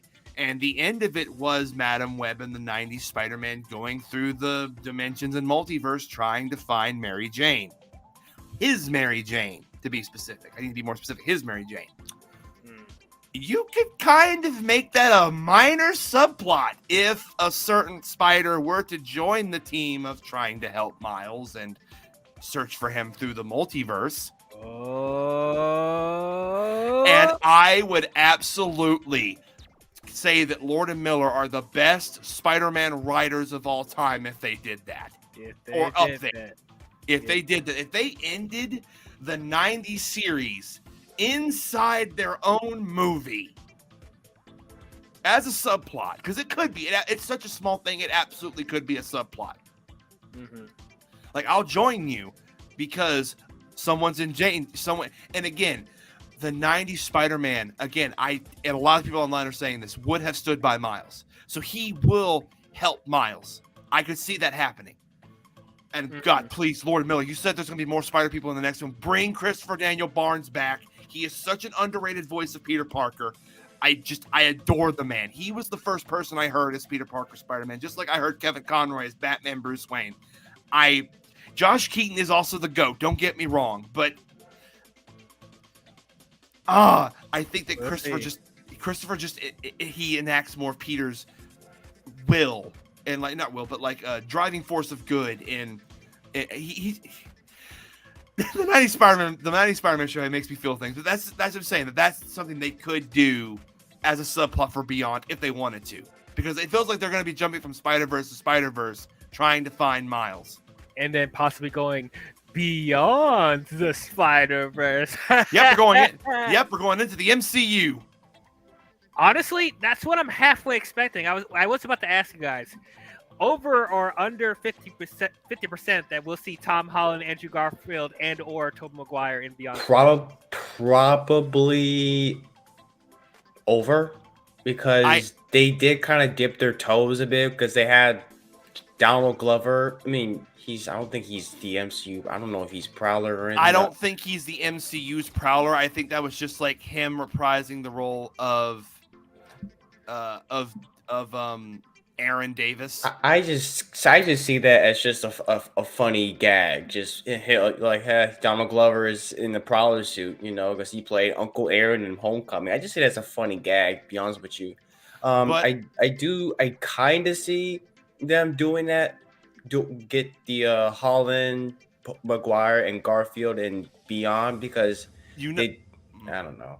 you know what I see happening, and I'm What? not kidding. With how big of a threat to the Spider-Verse Spot is, we're gonna see an in-game level like Portals moment. I can kind of see that. Yeah, I can see that too. And it being Spider-Man, you gotta have it be something goofy or corny to replace the Avengers Assemble thing. Oh boy. But Spider-Man Assemble swing together. together. I don't know. But Tobey Maguire has said he is absolutely up for reprising the role of his Peter Parker, Spider-Man, and other stuff. Just give him a call. Andrew Garfield, of course, absolutely the same thing, except this time he won't have to play the I'm not the werewolf game. He's in the film. And Tom Holland, I think it's been... God, it feels like forever ago since No Way Home came out. When did No Way Home come out? It's like 20 2 years, like almost like a year and a half ago. Almost 2 years. It came out in 2021. So this December, it'll be 2 years since No Way Home. So it's been 2 years since we've seen Tom Holland's Peter Parker. And I want him in the No Way Home suit. me too. I please. They've already referenced the MCU event. Suit, yeah. They've already referenced No Way Home. Miguel did. He already referenced No Way Home.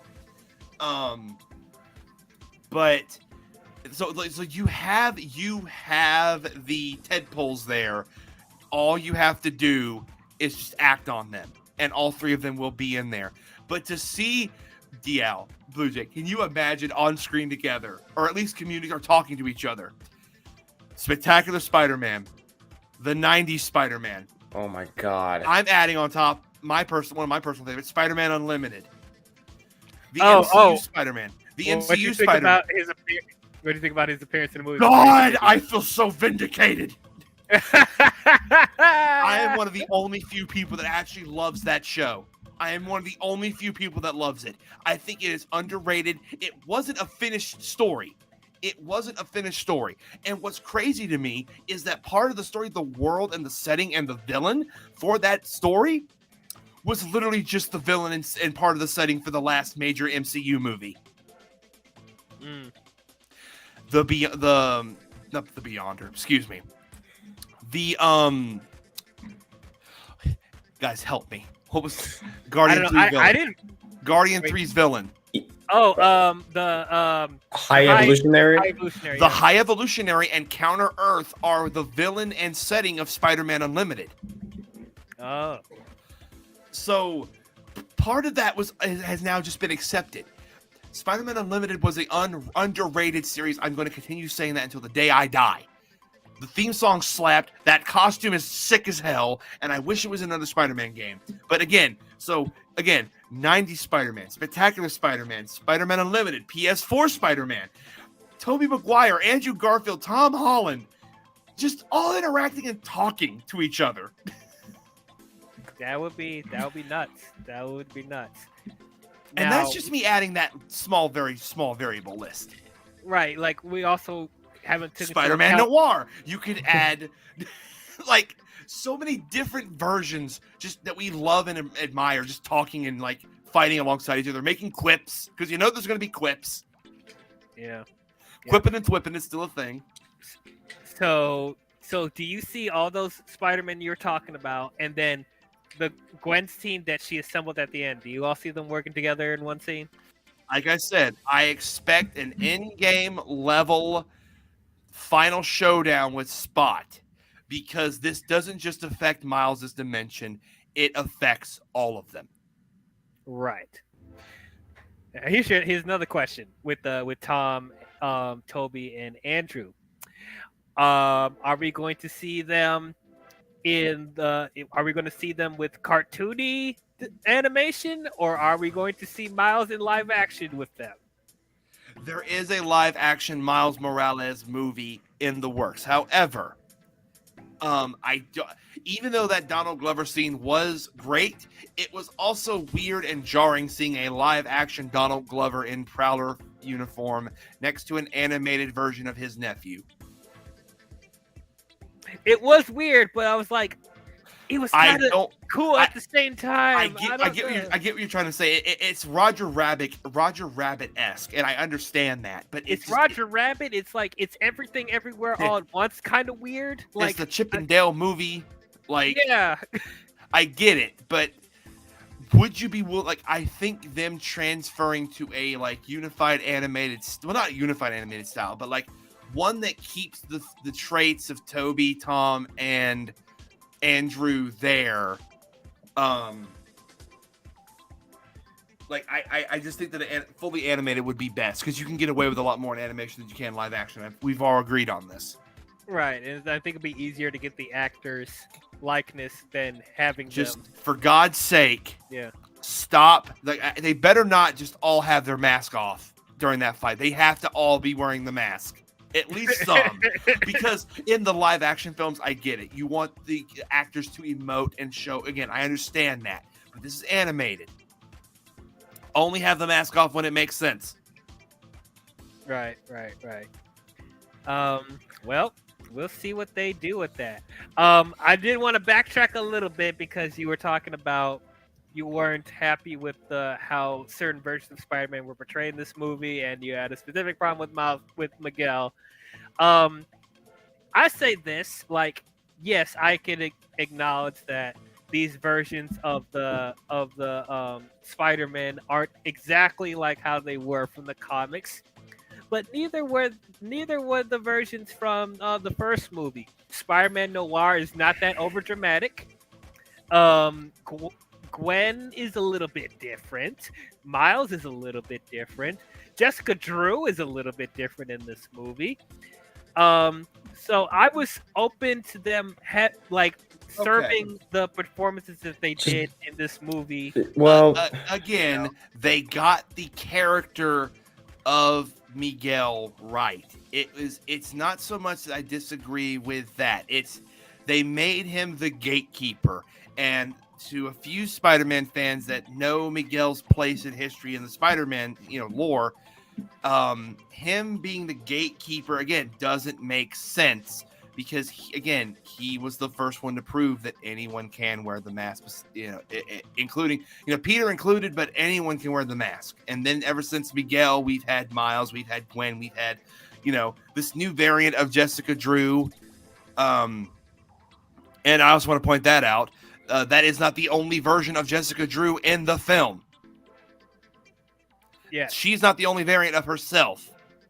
They also showed the classic redhead with the black suit variant in the film. Yeah. Well, but like as I said, it was weird seeing Miguel be the gatekeeper of who will be Spider-Man. It is weird, but the way they execute it though in the movie, it made me okay with it. And I already said Miguel O'Hara is possibly one of my favorite versions of Spider-Man. So I know about Miguel from the comics. I know how he is. I know what he represents.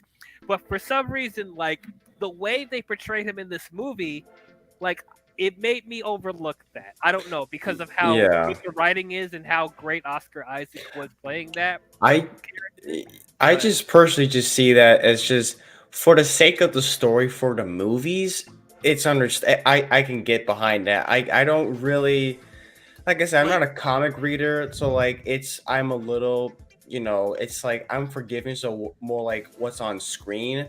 It's just you just kind of have to separate the stuff. It's just this is a movie. I know it's all connected, but it's a movie. So for the sake of the story of the film, I think it's perfectly handled. I mean, it's also the fact that, again, he was supposed to, not only was Miguel the first person to wear, different person to wear the spider mask, but he was supposed to contrast Peter. Where Peter is, Peter zigs, Miguel zags. It's just one of those things. That's who he is. And you have to think that with him being the stick to cannon guy, there's a chance that with how writing goes, he's going to be the one pushing up daisies in the last movie. He's going to sacrifice himself to save Miles. You were Spider-Man all along. I was wrong. That Just most likely will happen. Yes. I don't want that. Like, there's no Well- reason to be that cliched. Well, okay, so let me actually address that bit too, because here's what we don't realize. Even though these movies are very well written, they are not that groundbreaking as far as the concept of the story. They're actually taking a lot of tropes that you not only see in Spider-Man comics and Spider-Man stories, but in comic book movies in general. There's a lot of tropes with the story we have seen before, but once again, it goes back to the execution.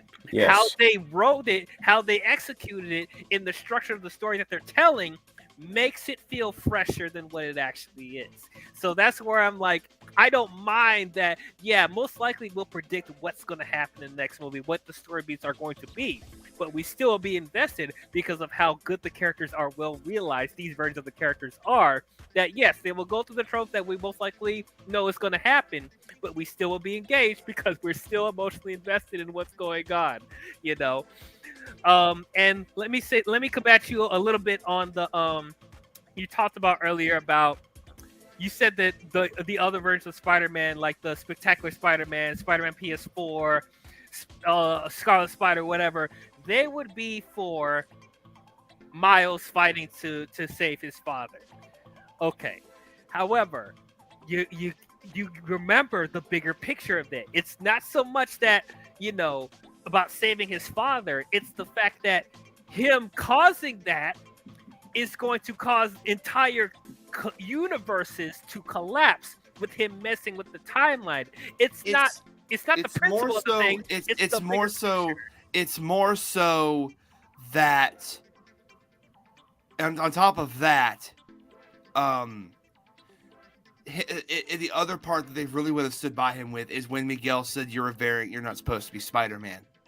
They would have absolutely stood by him on that and said, "No, that's bullshit." Okay, Like, I see where you're saying with that. That did feel a little like, it felt a little icky, a little bit. I'll admit that, but I was like, I think it really just hit whispering in the ear, bruh. He whispered in that boy's ear. It did, yeah. You trash, bro. No one likes your ass. Ugh. And I'm just like, bro, could you get back up?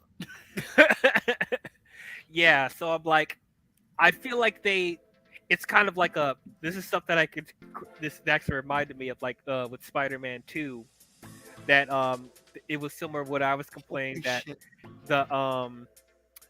the people liked how hard they were hitting the message of Peter's life sucks because it's all about, you know, he has to put the lives of the people above his life. He can't have a nice life. He can't have a girlfriend. The lives He of can't the be there with many his- are more important than the lives of the few. Yes, and I even criticized in Spider-Man 2 that they were laying on that message a little too heavy-handed, but people were like, but that's all the point of the story, man, that when he does triumph, it will feel better because he had to go through such bullshit in the first place. Okay, that's fine. So I feel like that's a similar thing they're trying to do here, laying on the message that he wasn't supposed to be Spider-Man in the first place. But then we're going to get that really big payoff and beyond, that he's going to save the day, he's going to save the multiverse, to truly establish that he belongs in the pantheon of different Spider-Man. And that's And why yeah. I said at the beginning, this entire trilogy is a comeback. And the directors even said that those negative comments and negative videos and all that saying that Miles Morales is not Spider-Man were definitely fuel for this movie. Yeah. Again, Miles Morales is not Spider-Man. Really, then why does he have the GOAT comic book trilogy that says he is Spider-Man? It's going to end with him saying, "I am Spider-Man."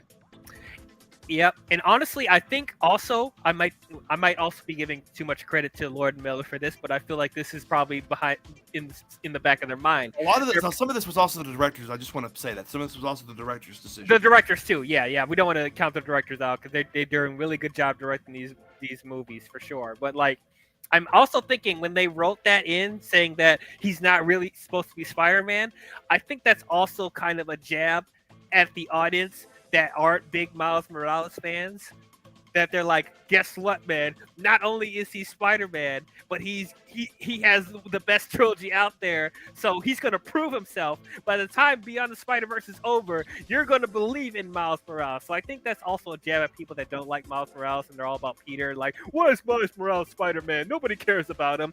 I think they did that on purpose.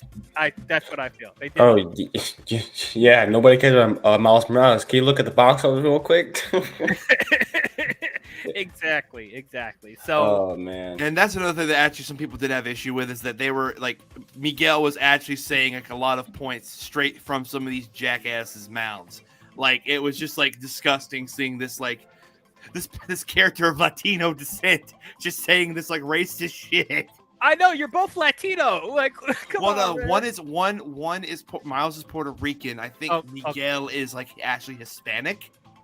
Okay, sorry. I don't want to mix the cultures up. I'm sorry, or languages up. Like I always. Although Mix... I will say, yeah, he's Irish Mexican. Okay. Miguel O'Hara. That's yeah. Yeah. But right.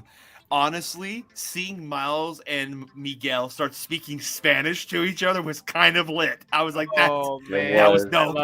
loved it. We need more of it and beyond, please. Also, okay. What are your guys' thoughts on Hobie Brown? He was the next one I wanted to talk to. How come this actor always nails out of the park when it comes to his roles in comic book movies? Daniel Kaluuya, or just movies in general. Yeah, Spider-Punk, baby. I Man, my love face. this dude. You think I'm gonna show my face? You got wrong, mate. I'm not gonna do that at all. I'm like, yo, he sounds like, and I again, one of my favorite jokes in the movie. It was in when like Spider India's world starts crumbling, and they see the giant pit, and they're like, "What is that?" He just goes, "That's an allegory for capitalism." I'm like, yo, bro, man, Spider-Punk killed it in this. Like, dude, like Spider-Punk is probably one of the best written characters in the movie, and it comes from the fact that they nailed his like attitude. Like I've seen some funny takes, by the way, online. It's like, I want Spider-Punk merch, but I know that Hobie would be disappointed in me for supporting capitalism. True. What I do love about Spider-Punk is that I love his animation. Oh yeah. Because I want to point this out because I know I've always get like behind the scenes, like snippets of behind the scenes from Twitter and stuff like that. Yeah, people at Sony, it took them 2 to 3 years to get this dude to look like that. Holy shit. He looks like the animation is like the punk rock music videos and stuff. Like it's raw, it's unedited, it's a mess, and that's what the punk feeling is supposed to be. Exactly. And it's crazy because when that be like seeing and like hearing all these behind the scene like little snippets of how this movie's put together, like all these years trying to put that just to animate this one character, and it was like it's all worth it. Everything is worth it. It's just 5 years. Like you can tell they waited 5 years to get this shit done, and they did it perfectly. And then the fact that this is also back to back, like they make this back to back, and we're getting the next film next year. So I'm really hoping they're going back to back. Yep. They're going back to back. Yes. Gonna be a great movie, and that's a fact. Yes. Yes, absolutely. But yeah, this goes back to where like the animation in this movie is is groundbreaking. Like Spider-Punk is one of the biggest examples, and even like Aztec Vulture in the beginning of the movie is like this like Aztec. Wait, what's it called again? Renaissance Vulture. Sorry, I don't know. But you speak Italiano. Right. So like he was like a sketched 2D type of sketch. thing. He is a Da Vinci sketch. Yes. And like you see how he's interacting with the typical 3D like animation of like the world. Well, not even like the regular world. The color of Gwen's world was just so much for him to take in. Yes. yeah, so I thought this absolutely great. This is why it needs to. Okay. It needs to be nominated and DL. win best DL. animated picture. DL. Bring it in for a minute, and I'm gonna add to your point. First off, I had the biggest grin on my face when the film started because they started it off just like they did the last one. And I mentioned how much I loved this in the last review. Mm-hmm. Approved by the Comic Book Code Authority. Yep. Yes. And then on top of that, in my opinion, they revved up, like you said, they elevated the animation for this film. The last film we were like, oh, it feels like a walking talking comic book. This one, they took that even more literally. The thought bubbles. The fact that they would explain something. They would explain an event or something, and then for a quick second, you see a small bubble pop up, like a definition for something, or see reference this and this and this, and I'm like, they're doing it exactly like how you would do reading a comic. Mm-hmm. Like that is stuff from the comics. And so I'm like, oh my God, they are just, the next one is literally going to be just a full-on comic book movie. Literally a comic book movie. Panels, all that good shit. Yep. Panels, transitions, all that. Could you stuff. imagine, bro, one of the animations is like them just jumping from panel to panel? Oh my God, that would be a fourth wall break all around. Sure would. I don't think I can handle that. I don't think my body can handle that type of animation. Yeah, It'd be too out there, and people wouldn't understand it. Just please be better than 2003 Hulk. DL, come here. Let me talk to you for a minute. Come here. Both Ghost Rider films are better than Hulk 2003. What are you talking about? I mean, I haven't compared turds like that, but I guess you may. No, I did it bad. The first Ghost Rider is better than Hulk 2003. Hulk 2003, I'm sorry. The Hulk 2003 is a bad Hulk movie. It is. It is. I mean, it has And some but moments. But that's another movie for another time. I really, because there's just still so much we have to talk about this film. Yeah. Okay, going back to so Spider-Punk is great. What did you guys think about Spider-Man in the? Oh, I love him. Hey, who's the new guy? I love the like his backstory, and then when Miles says, "Oh, I love chai tea." Chai What tea. did you say? What did you just say? You're literally saying Titi. It's like if I asked you for a coffee. And the whole time I was like, I'm so sorry. I'm so sorry. And I've been saying chai tea for a long time. And what's funny is that when they were trying to get Spot, and he said, "I like chai tea," he's like, "No." No. Another one of my other favorite ones. Yeah. He talks about who he is and all that stuff, and he's like, "Hey, let me show you around. This is where the traffic is. This is where the traffic is. This is where the traffic is. And this is where the British took all of our stuff." I was like, bro. Just keep throwing jabs. Yo, this shit. Why is with Spider-Man movies and being like having those moments? Because like a Homecoming had that moment. This film has had a couple of those shots. Mm-hmm. Like, yo. Yeah. But yeah, I really like Spider-Man India too. I like that we got a quick little rundown of his backstory and like talking about his girlfriend and his girlfriend's father is like the chief. And I love that there's that moment where they're about to kiss and then the chief comes up like, "Oh, hello, daughter, that I do not know at all. We are not dating." I'm like, that was so funny. I love his comedic timing. It almost makes me want to see a Spider-Man India show. Oh my God, Like, I want to see. I love how he's played by Karen Sony Dupender from Deadpool. Oh yeah, God. that's so cool. Guys, so cool. I am, by the way, I am focused and paying attention to the stream. I am listening to what y'all are saying, but I'm also like, I'm multitasking. Yo, this is a point that I didn't think of. One reason why Miguel would be mad at Tom Holland's Spider-Man. Both have broken canon events. That's why he says, "Don't get me started on Doctor Strange and Little Nerd back on Earth 9999." Because what was the point of No Way Home? What did Peter do? besides break the multiverse. Oh, yeah. He cured the villains that were Yep. supposed to die. Doctor Strange told him they die fighting Spider-Man. Both MCU Peters and Miles are the only Spider-Men that we know of who have gone directly against fate. And this is exactly like Miguel was furious with the MCU Peter. Miles and Peter were both making their own destiny. So wait. So wait.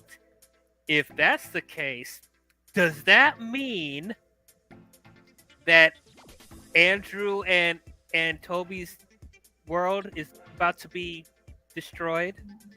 Uh-oh. Well, DL might be happy about that because that means the existence of Kirsten Dunst's MJ would finally be eradicated.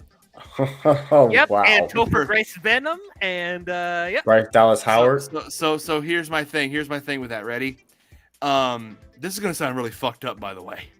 Who's to say they didn't still die? I believe that fucked up image cut of like Green Goblin going back home and then him being put right in front of the glider's path is canon. Oh boy. Because it's like he goes back home, comes back, and then gets stabbed in the gut. It's like, well.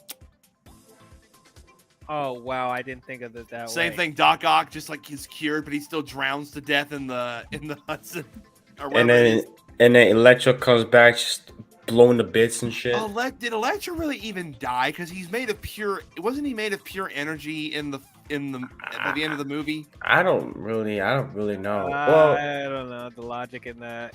He said like a battery explodes, so that means Sandman just dies.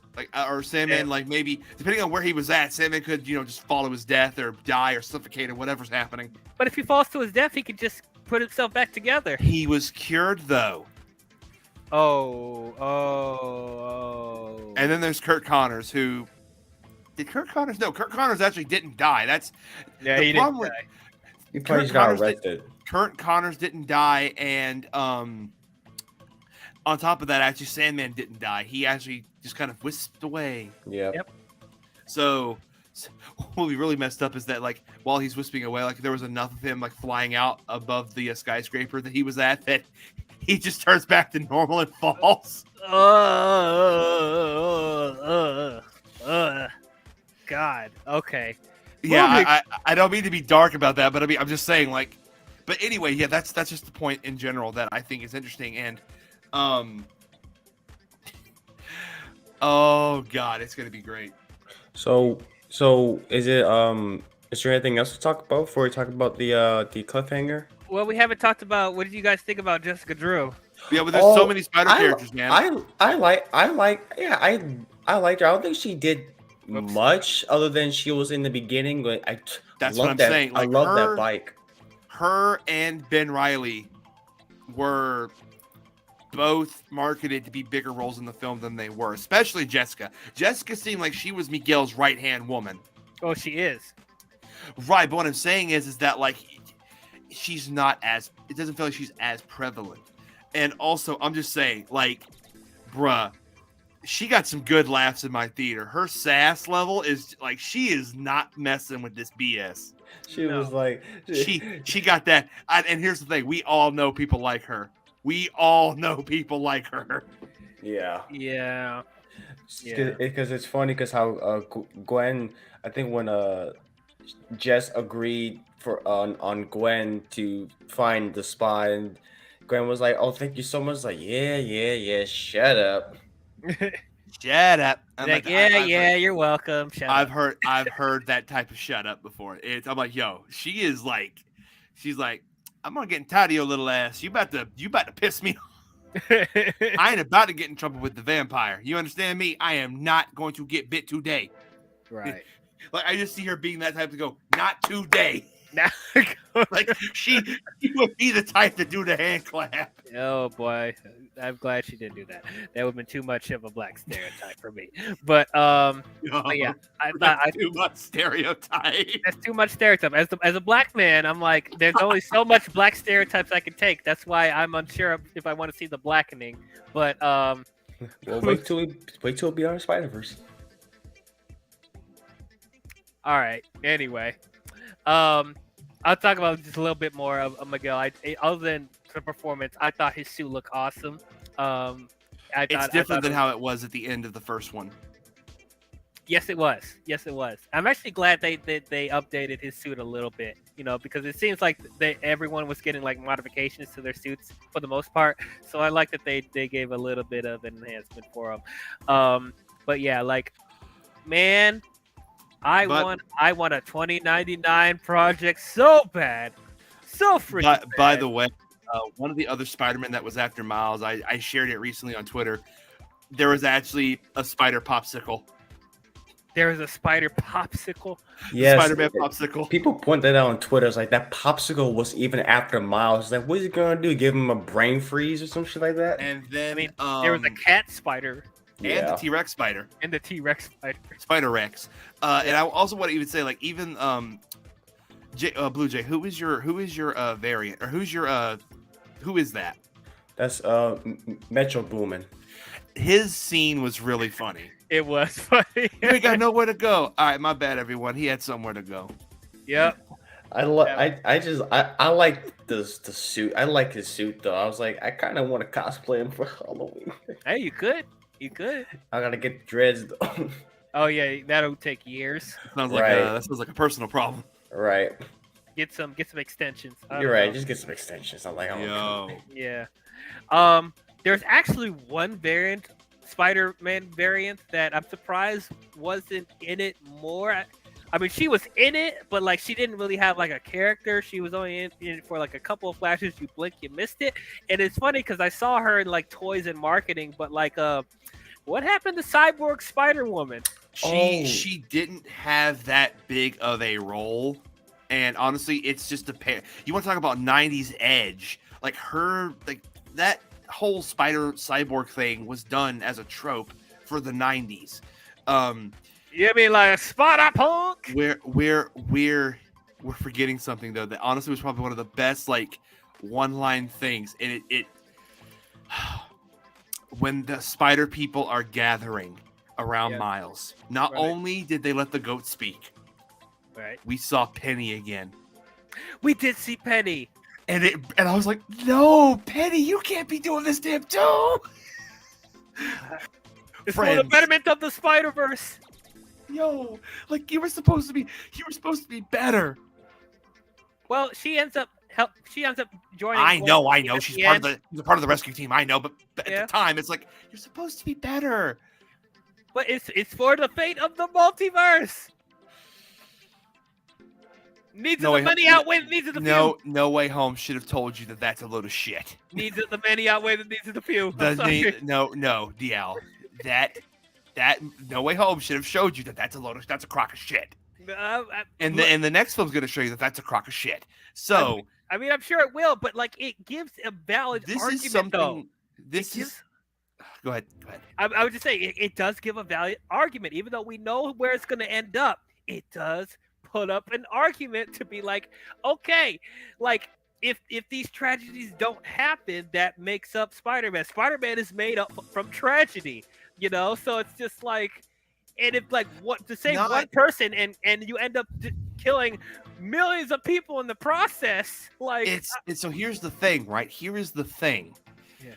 Nothing could have prevented Miles from saving his uncle, because at the time he didn't know that there's no way he could have saved Aaron. There's no way he could have saved his Uncle Aaron. However,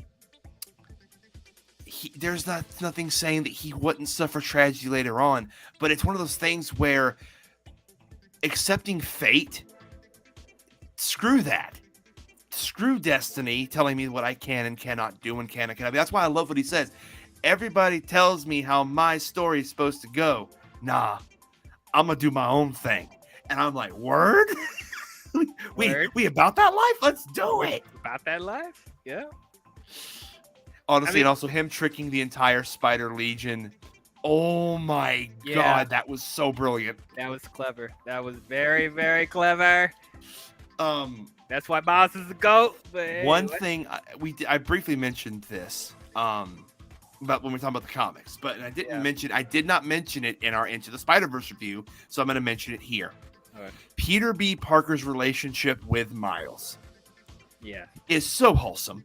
It is. It is so awesome, and honestly, like I understand the moment he has with Miles in this movie. Yeah. Is just incredible. I had her because of you. Because I was hoping she would grow up to be somewhat like you. I was hoping she would grow up to be an amazing kid like you. Yes. You gave me basically that. And oh my God, it's just so good. It's so good. And also the fact that I think Mayday does like Miles. Like Mayday seems to like warm up to Miles. But then when it turns out that they were tracking his position, I was like, no! Oh! And then the scene, of course, again, there's so many scenes in the first one, like Peter's progression into not wanting kids to, again, he again, like you just said, Miles grew on him to the point where there's a part like, I'm so proud of you. Do I actually want kids now? Like that wasn't just like him it wasn't just a quip. He was saying like out loud, I think I want kids now. I think I'm ready. Yeah. And it's nice to see him as a father now. Like I can see him. He's a really good father. I love the interactions between him and Mary Jane and that one bit of from his timeline. Oh my God. Did you send our daughter into another life-threatening mission? No, I mean, you told me not to, so of course I didn't do that. Why would you think I would do that? Absolutely not. I didn't do that at all. I want like animated shorts, just him just being a father. And then after, are you sure I'm ready for this? You're asking that question now? Like, I love it all. I love it all. And of course, Mayday.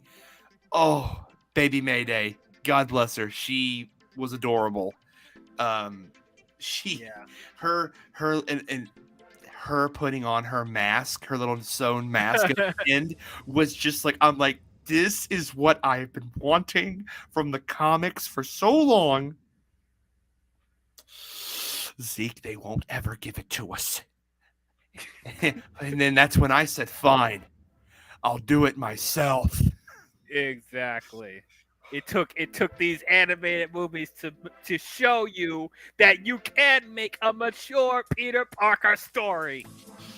And again, Mayday has had her own run in the comics. She had her own series, and it was fantastic. Those were some of the books I picked up during the Scholastic book days we used to have at my schools, because I was like, this is Peter Parker's daughter. This is the continuation of the story.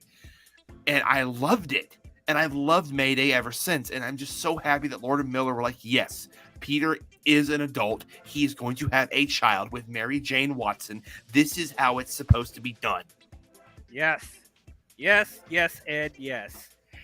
And speaking of love, I can't wait for Miles and Gwen to finally kiss. Come on now. No. We gotta get it. We got to get it. We must get it. They teased the shit out of us in this movie. Man. They're just really good platonic friends, nothing else. No. Miles was trying when they were like, you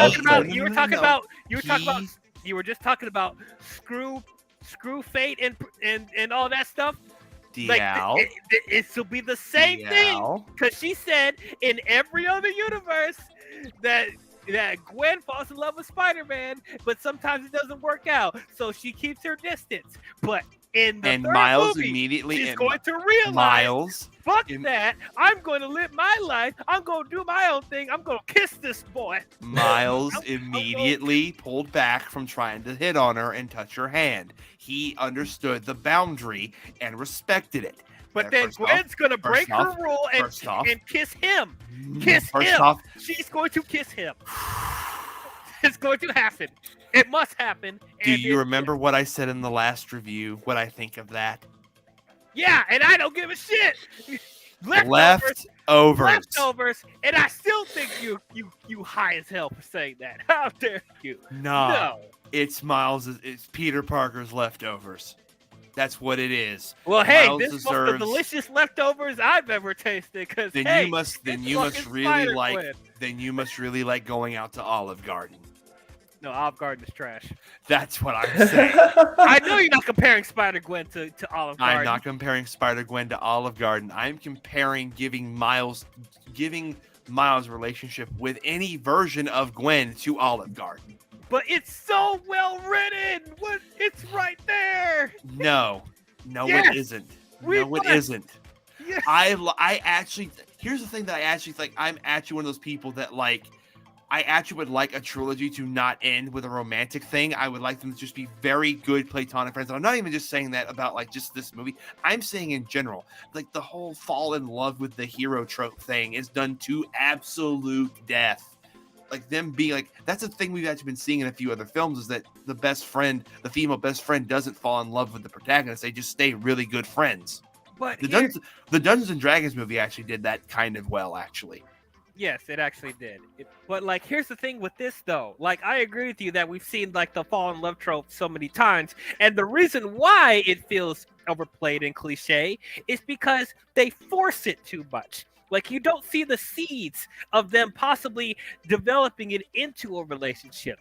We've seen the seeds being planted since Into the Spider-Verse, and they're enforcing it even more in this movie. So it's not like I don't buy them getting into a relationship. They're pretty much teasing that it's going to happen. They're teasing that it's going to happen.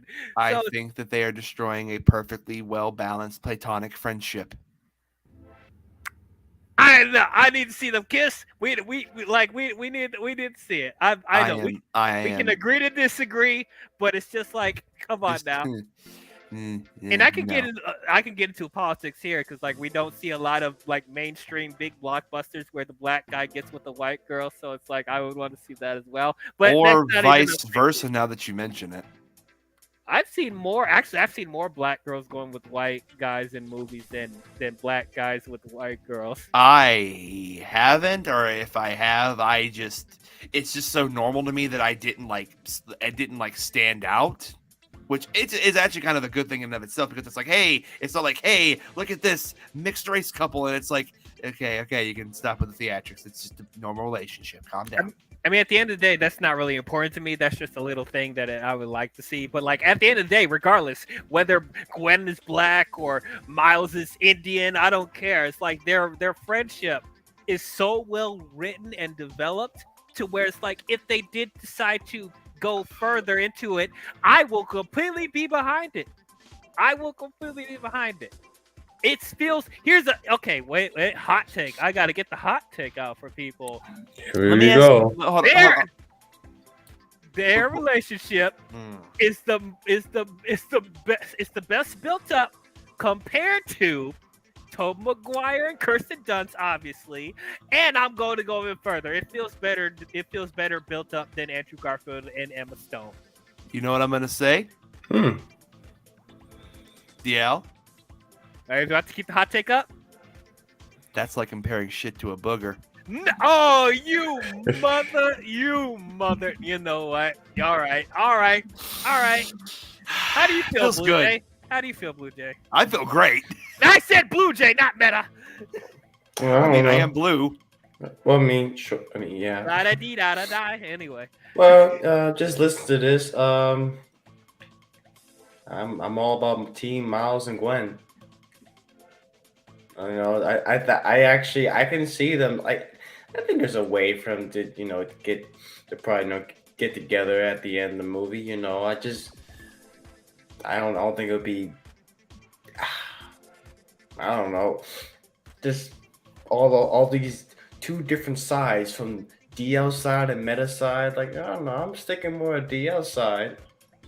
Hey. I guess I just have to also give the preference that I have, of course, not against interracial couples. It's just that I really don't like the matchup of Spider-Gwen and Miles. I just think it just doesn't work for me. I'm sorry. I still see it as leftovers. Well, I didn't see that. I didn't really see the relationship thing in the first film when it came out. I never really thought of that until because it's not there. No, because until like the second film when they talked about that they're gonna go into their relationship. I was like, I was open for it. You know, I was open. Yeah, platonic friends. I'm gonna draw pictures of you everywhere, and because it's just a platonic friendship. My man had mad respect for me in the first one, and unfortunately, that mad respect was returned to me with unfortunate amounts of simping. Another He young loves man. that girl. He loves that girl. Another young man. Another young man lost to the cause. pour one out for my brother. You call anything simping nowadays. That's what's wrong with No. masculine men. Not anything. Not everything is simping, but yo, I'm just saying, bro. In every dimension, there's a website with a green background. You can get rid of those feelings very fast. Is all I'm saying.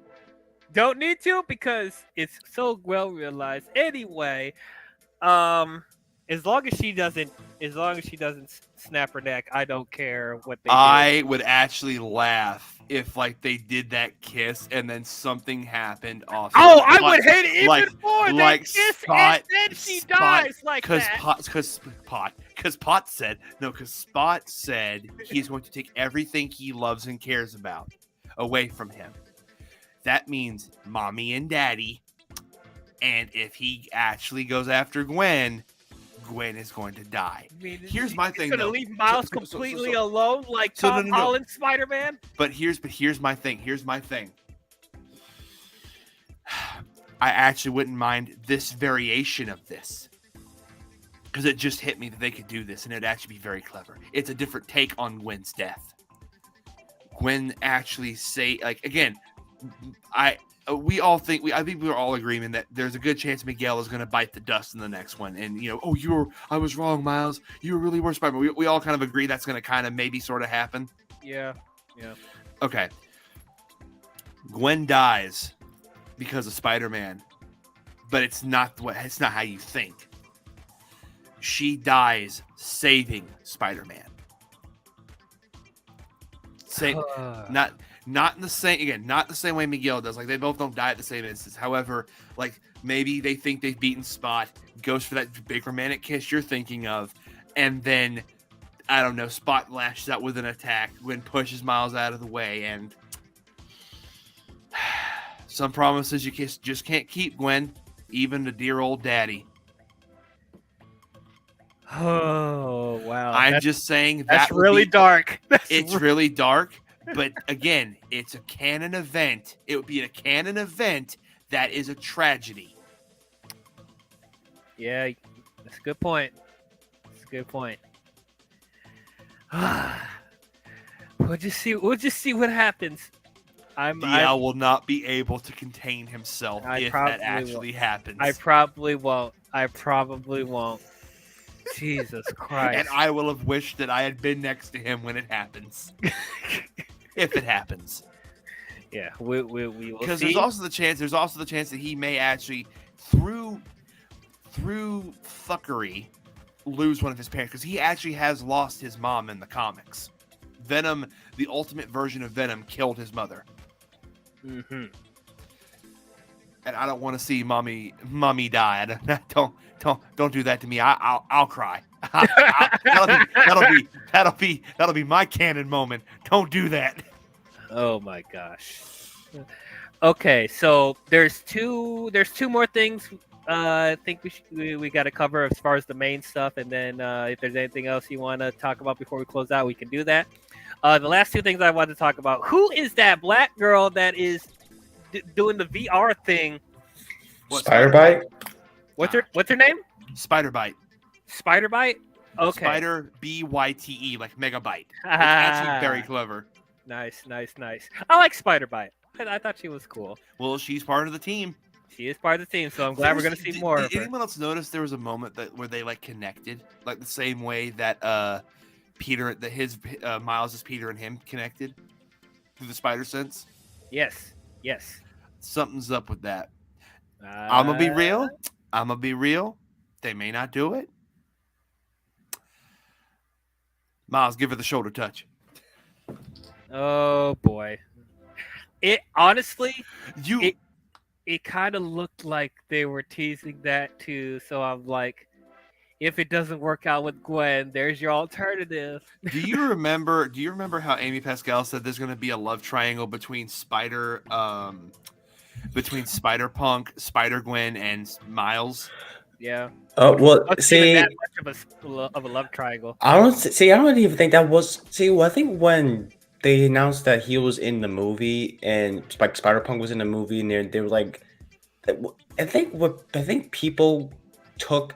I don't think they didn't even say it was a love triangle. They took it. People took it on Twitter as a love triangle. I think they just kind of misconstrued what they said. I never thought it was a love triangle because I guess I know solely the movie is about Gwen and Miles' relationship. Part of the way that now some of the dialogue made it seem like it was a love triangle, but it really wasn't. Yeah. Like when Spider was like, "Does he know about Hobie? Who's Hobie? Oh, so he did not know about Hobie." And he's like, "Oh, Hobie lets me crash in his dimension sometimes." And he's like, "Whoa, wait. When you say crash, you mean like you spent the night?" and actually, The way he just. I'm pretty sure someone yelled at my theater, "Spider Ho." Oh! I was like, "Hey, yo, you gotta chill, bro. You gotta chill." Damn. That's I what was you wrote down honestly there. thinking that I was honestly kind of thinking that in my head for a second. I was like, he hit that anyway. No. I'm kidding. I kid. Mostly. Okay, and so the final thing, of course, we got to talk about when Miles ends up in the wrong dimension at the end, and he's actually in the timeline where that spider was supposed to bite Peter Parker, not Peter Parker. I did not see that coming. And then he runs into not only his uncle being alive, but another version of Miles who is the Prowler. And can I just say, because it took me a moment, but the moment that Rio did not understand what Miles was saying, my brain immediately kicked an overdrive, and I started analyzing the shit out of that. Because this is before the big reveal, but I'm like, wait a minute. And then I went, oh, no. And then the more I'm like, oh, no, please, no. And then honestly, it got me right when she said, "What did you do with your hair?" And I'm like, "Wait a minute, what do you mean? What he did with his hair?" Oh. It literally sent him to the dimension the spider was from, and I'm like, that is ingenious plot twist. Yes. That is how you subvert expectations. Ryan Johnson. Oh my God. Yeah, Neil Druckmann. That is how you do a subversion of expectations. Learn a thing from this movie and then try again, just not with a well-known IP. Thank you. Okay, then.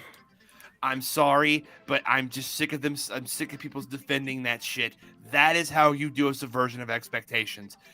Because everyone thought, oh, he's back home. It's going to be great. It's going to be this, like maybe he'll come out to his parents about him being Spider-Man, and then Miguel's gonna crash through the window or some shit. And I can see Rio cussing. I can see Rio cussing Miguel out, Spanish or Puerto Rican. And then he's trying to say he's trying to apologize in Spanish too, and it's like that would be funny. Eso es not my fault.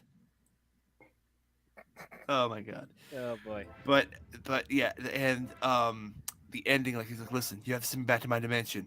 My dad is gonna die, and Miles just went. Why should I care? Yeah, it's your dad, looked not up, mine. And he's your dad, not mine. And then he looked up, and it was actually Jefferson Davis that died in that universe. By the way, for a quick second, did anyone think that in that dimension, Aaron hooked up with Rio? Even for a brief second, I was like, yo, wait, did honestly, I kind of thought that for a second. I was like, wait, did Aaron hook up with Rio? Yo. Yeah. That shoulder touch worked. Hey. No. Hey. You sure my nephew, man? Oh my God, I love it. Too much. But yeah, that was cool. That was cool. So that's something to look forward to in the third movie, the Miles versus Miles. That would be very cool. And I'm assuming the last thing you wanted to talk about was the spider team up. Yes. Yes, they got Spider-Man Noir back. They got Porker, the Spider Pig, Spider-Ham. Spider-Ham. They got Penny Parker. They got the original team back. And of course they brought back Peter B. Parker and Mayday. Mayday. Oh, the way that Mayday woke up her dad is also adorable. Yeah, that was very cute. She was all like, look out the window. Point at the window. It's like that was From her upside down web perch. Yep. And Spider Bite and Spider Punk. I'm trying to Spider-Man India is back. Trying to oh my god. I wondered why Hobie was breaking all of that stuff when they were going to see Miguel, and it makes sense now. That was him making his own watch. Because he said when they chased Miles, he said, "I'm out, bro. If you're gonna chase this dude for literally like just trying to be Spider-Man, I'm out." Mm-hmm. Hobie's a real one. Hobie was the only real one. Anyway, let's see. I'm reading a description of the end events, and I'm trying to see. Don't do that. You gotta okay, hold on. You gotta explain who the team up is. I mean, you can see all of them in there. What do you mean? No. But I wanted to go by a photo or come on, have a leaked photo or some shit. Really, nothing. Not even a leaked photo. Or god damn it. I just wanted to go bit by bit, because we saw that we were, like you said, the original team up: Spider-Ham, Peter B. Parker, Spider-Gwen, Spider-Man Noir, Penny, Spider-Bite was in there, and then of course, was that it? Was it just Hobie and Spider-Punk and Spider-Man India? Spider-Man India. I thought they have to get more people. They have to get more Spider people. More than that? Listen, beyond the Spider-Verse, and again, there were 280 different Spider people in this movie. Yeah. 280. Lord and Miller have confirmed there will be many more to come in the sequel. Now, you talked about crossing live action with animation with the MCU, but let me give you another one they could do. Mm-hmm. There was a certain Spider-Man that I thought would be in this movie that wasn't, and it would be legendary if he were in the next one. Okay. The emissary from hell himself, Japan's Spider-Man. Oh, didn't he make a quick wait, no, that was a different one. I'm sorry. That was the 60s Spider-Man was in the chase scene, and that was actually hilarious. That was hilarious. It's like, oh. But yeah, Japan Spider-Man with the Megazord. The inspiration for Power Rangers, him being in there would be absolutely amazing. And Lord and Miller said they were going to try to get him in there. I think maybe due to licensing, they couldn't get him in this movie, but hopefully for the next film they can. That would be awesome. Now, another variant that I think would be kind of dope to see would be, since they've already done a gender bent Doc Ock, DL, I think. I don't know if it was you that has a problem with this storyline or someone else, but a gender bent superior Spider-Man. Well, I did talk about in the last stream that I hated the Superior Spider-Man storyline from the comics. Oh, so it was you. How do you feel about Dan Slott coming back to write another Superior Spider-Man storyline for the comics? That's confirmed now. Don't like it, but I'm hoping they will execute it the best way possible. It's Marvel editorial. They're absolutely not going to. But I'm just saying, a gender bent Liv Octavius in Peter's maybe not Peter, but Jessica maybe, or some form or variation of that could be interesting to see. And also Superior, despite what you think of the actual story, Superior Spider-Man is one of those variants of Spider-Man that is beloved because of the costume. Just the costume. The costume goes hard though. It really does. It's funny how what people take away from Superior Spider-Man looks great. Also, that a villain can be redeemed, even though he was jerking off to memories of being with a girl that he had never been with before.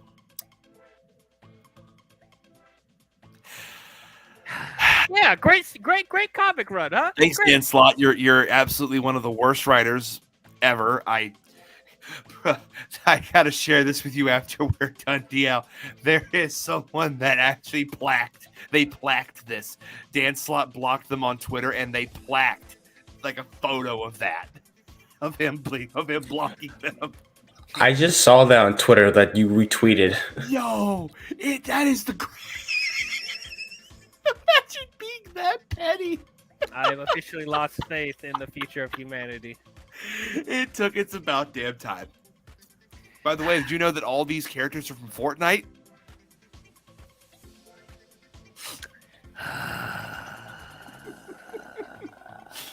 Hey, look, it's Spider-Man from Fortnite. It's Spider-Gwen from Fortnite. It's Spider-Man Noir from Fortnite. Spider-Man 2099 from Fortnite. Fortnite players, bunch of uncultured swines. Yes. Ruby and I had to explain to DL that what the fuck that was. I'll be real with you, it is mostly a meme. It is mostly a meme, but there are some people who actually take it seriously. Yeah, people said that John Wick was like, John Wick from Fortnite. If you want to play the clip, you can. It's Terminator from Fortnite. It's Dwayne the Rock Johnson from Black Adam in Fortnite. Oh my god. So stupid. So stupid. Oh look, it's Halo from Fortnite. Oh boy. Anyway, any other things you want to mention before we start closing things out? Not really. I think we talked about everything. As an opening to this film, it is as the first half of this 2-part event, very solid. Like I said before, I am not giving a rating. You will have a rating for both this and Beyond the Spider-Verse when Beyond the Spider-Verse comes out next year. But other than that, dang, this is half a review. No, I'm just kidding. This is technically half of this is actually technically half of a review because the other half will be important. The other half is the conclusion. Just like Empire Strikes Back was a very good lead-in to Return of the Jedi, I am expecting that bar of quality for this final installment. Because honestly, after seeing it in theaters again, Return of the Jedi has actually gone up in the rankings of my favorite Star Wars movies. Hey! So, Ewoks aside, it's pretty solid. But and so I expect the same for Beyond the Spider-Verse is what I'm getting at.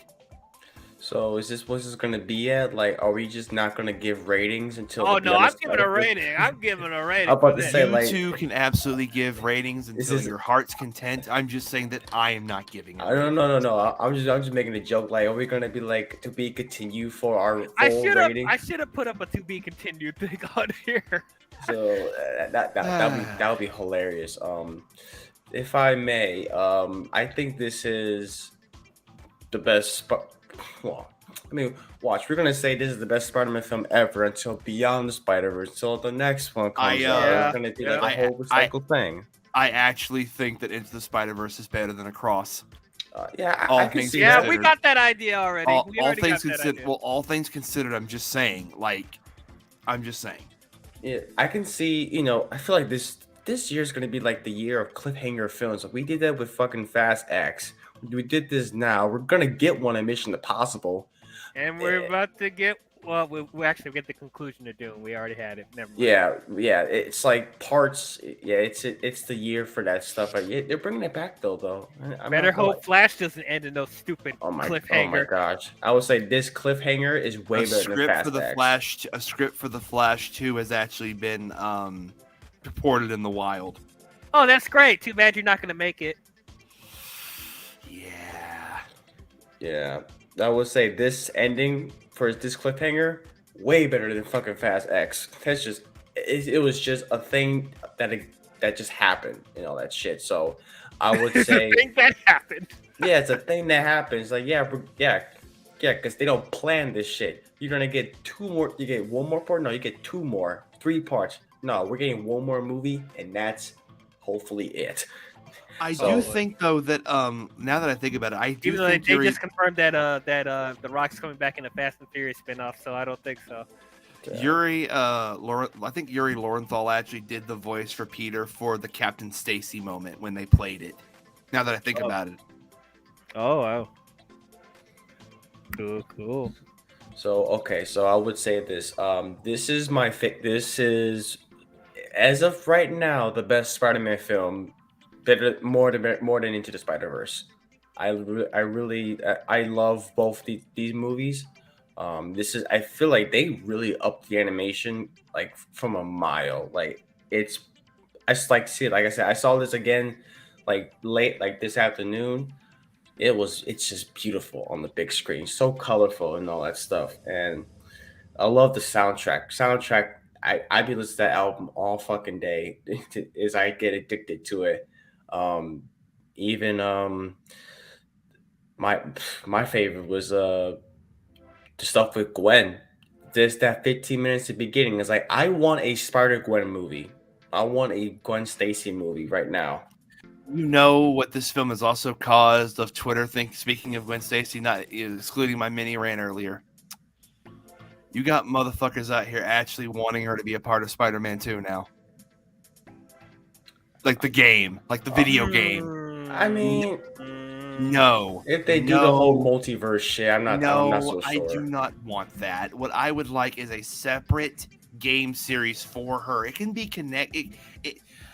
Do I want a Spider-Gwen game? Do I want a Spider-Gwen game, Spider-Woman game? Yes, I would actually like that.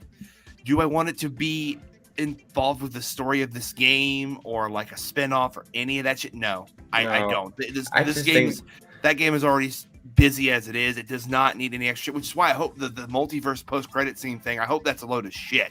Yeah, I just hope not everything needs to be connected, to be honest with you. It's just let it be and all that stuff. But getting to this one, I feel, because here's the thing. I think watching this a second time now, once you heard that we're gonna get a live action Miles Morales, I still stand by. I could care less though, because I feel like these movies are just like, these are the main films. Basically, it's just Miles Morales' story, and I just feel like they're so well written.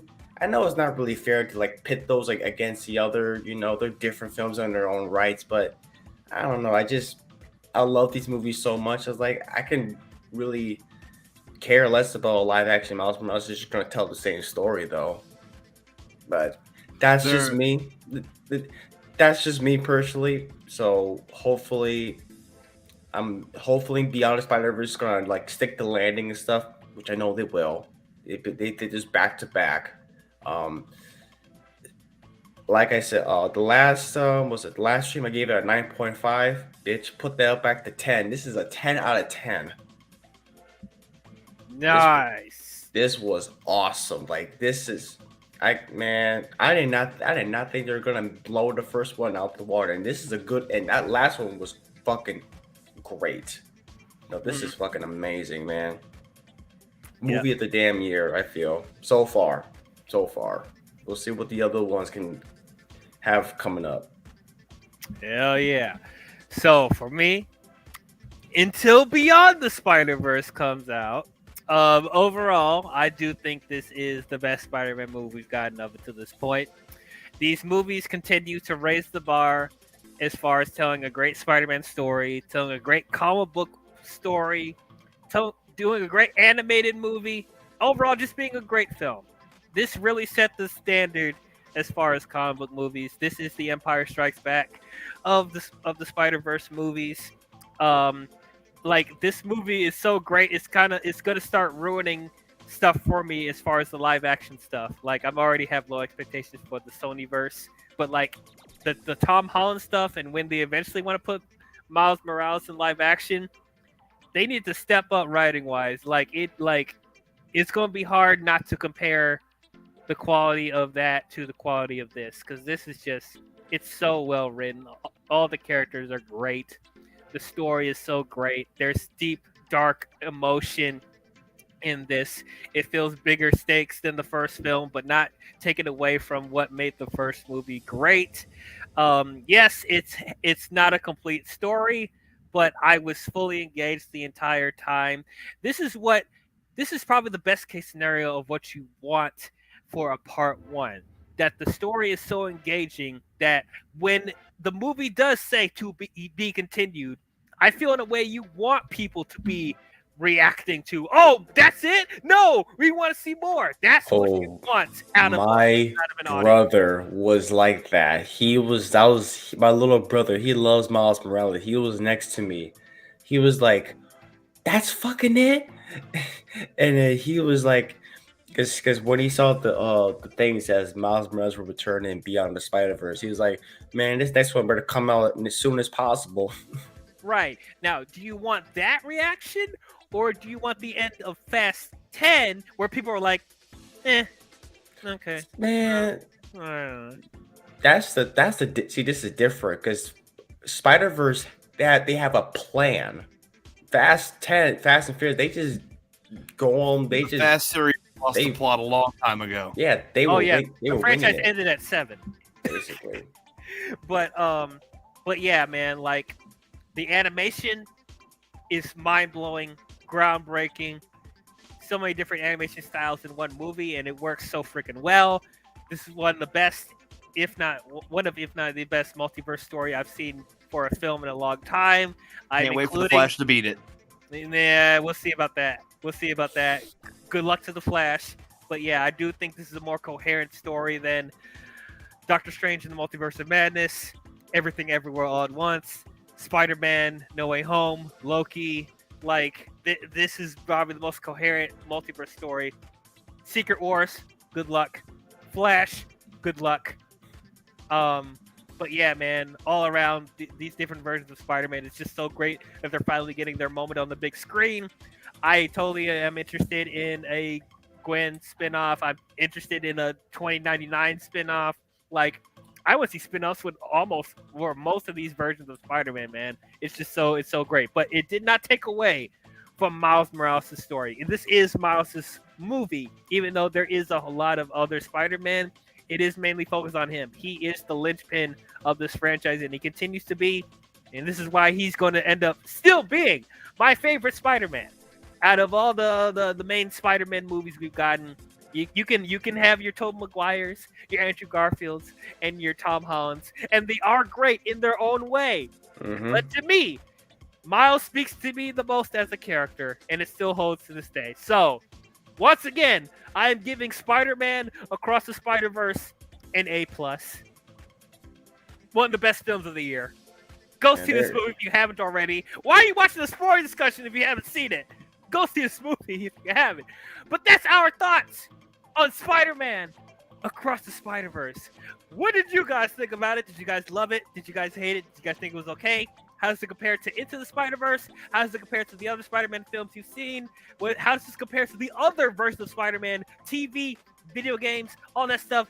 Where does this reach in the pantheon of Spider-Man movies? Comment your thoughts down below and let us know. All right, we did it. Now we just got to wait till March of next year for Beyond. And then hopefully around that time, DLC for Spider-Man 2 will also drop. Oh shit, man! Because notice that 2018 is when Into the Spider-Verse dropped, and then a few months later, Spider-Man for PS4 came out, and same thing's happening again with this year. Man, if we could play as Spider-Man 2099, I'll be so happy. Well, you're gonna get his suit just like you did in the first game. Fine, I'll take it. Take it. Now, what would be really great is because they did this for the last movie.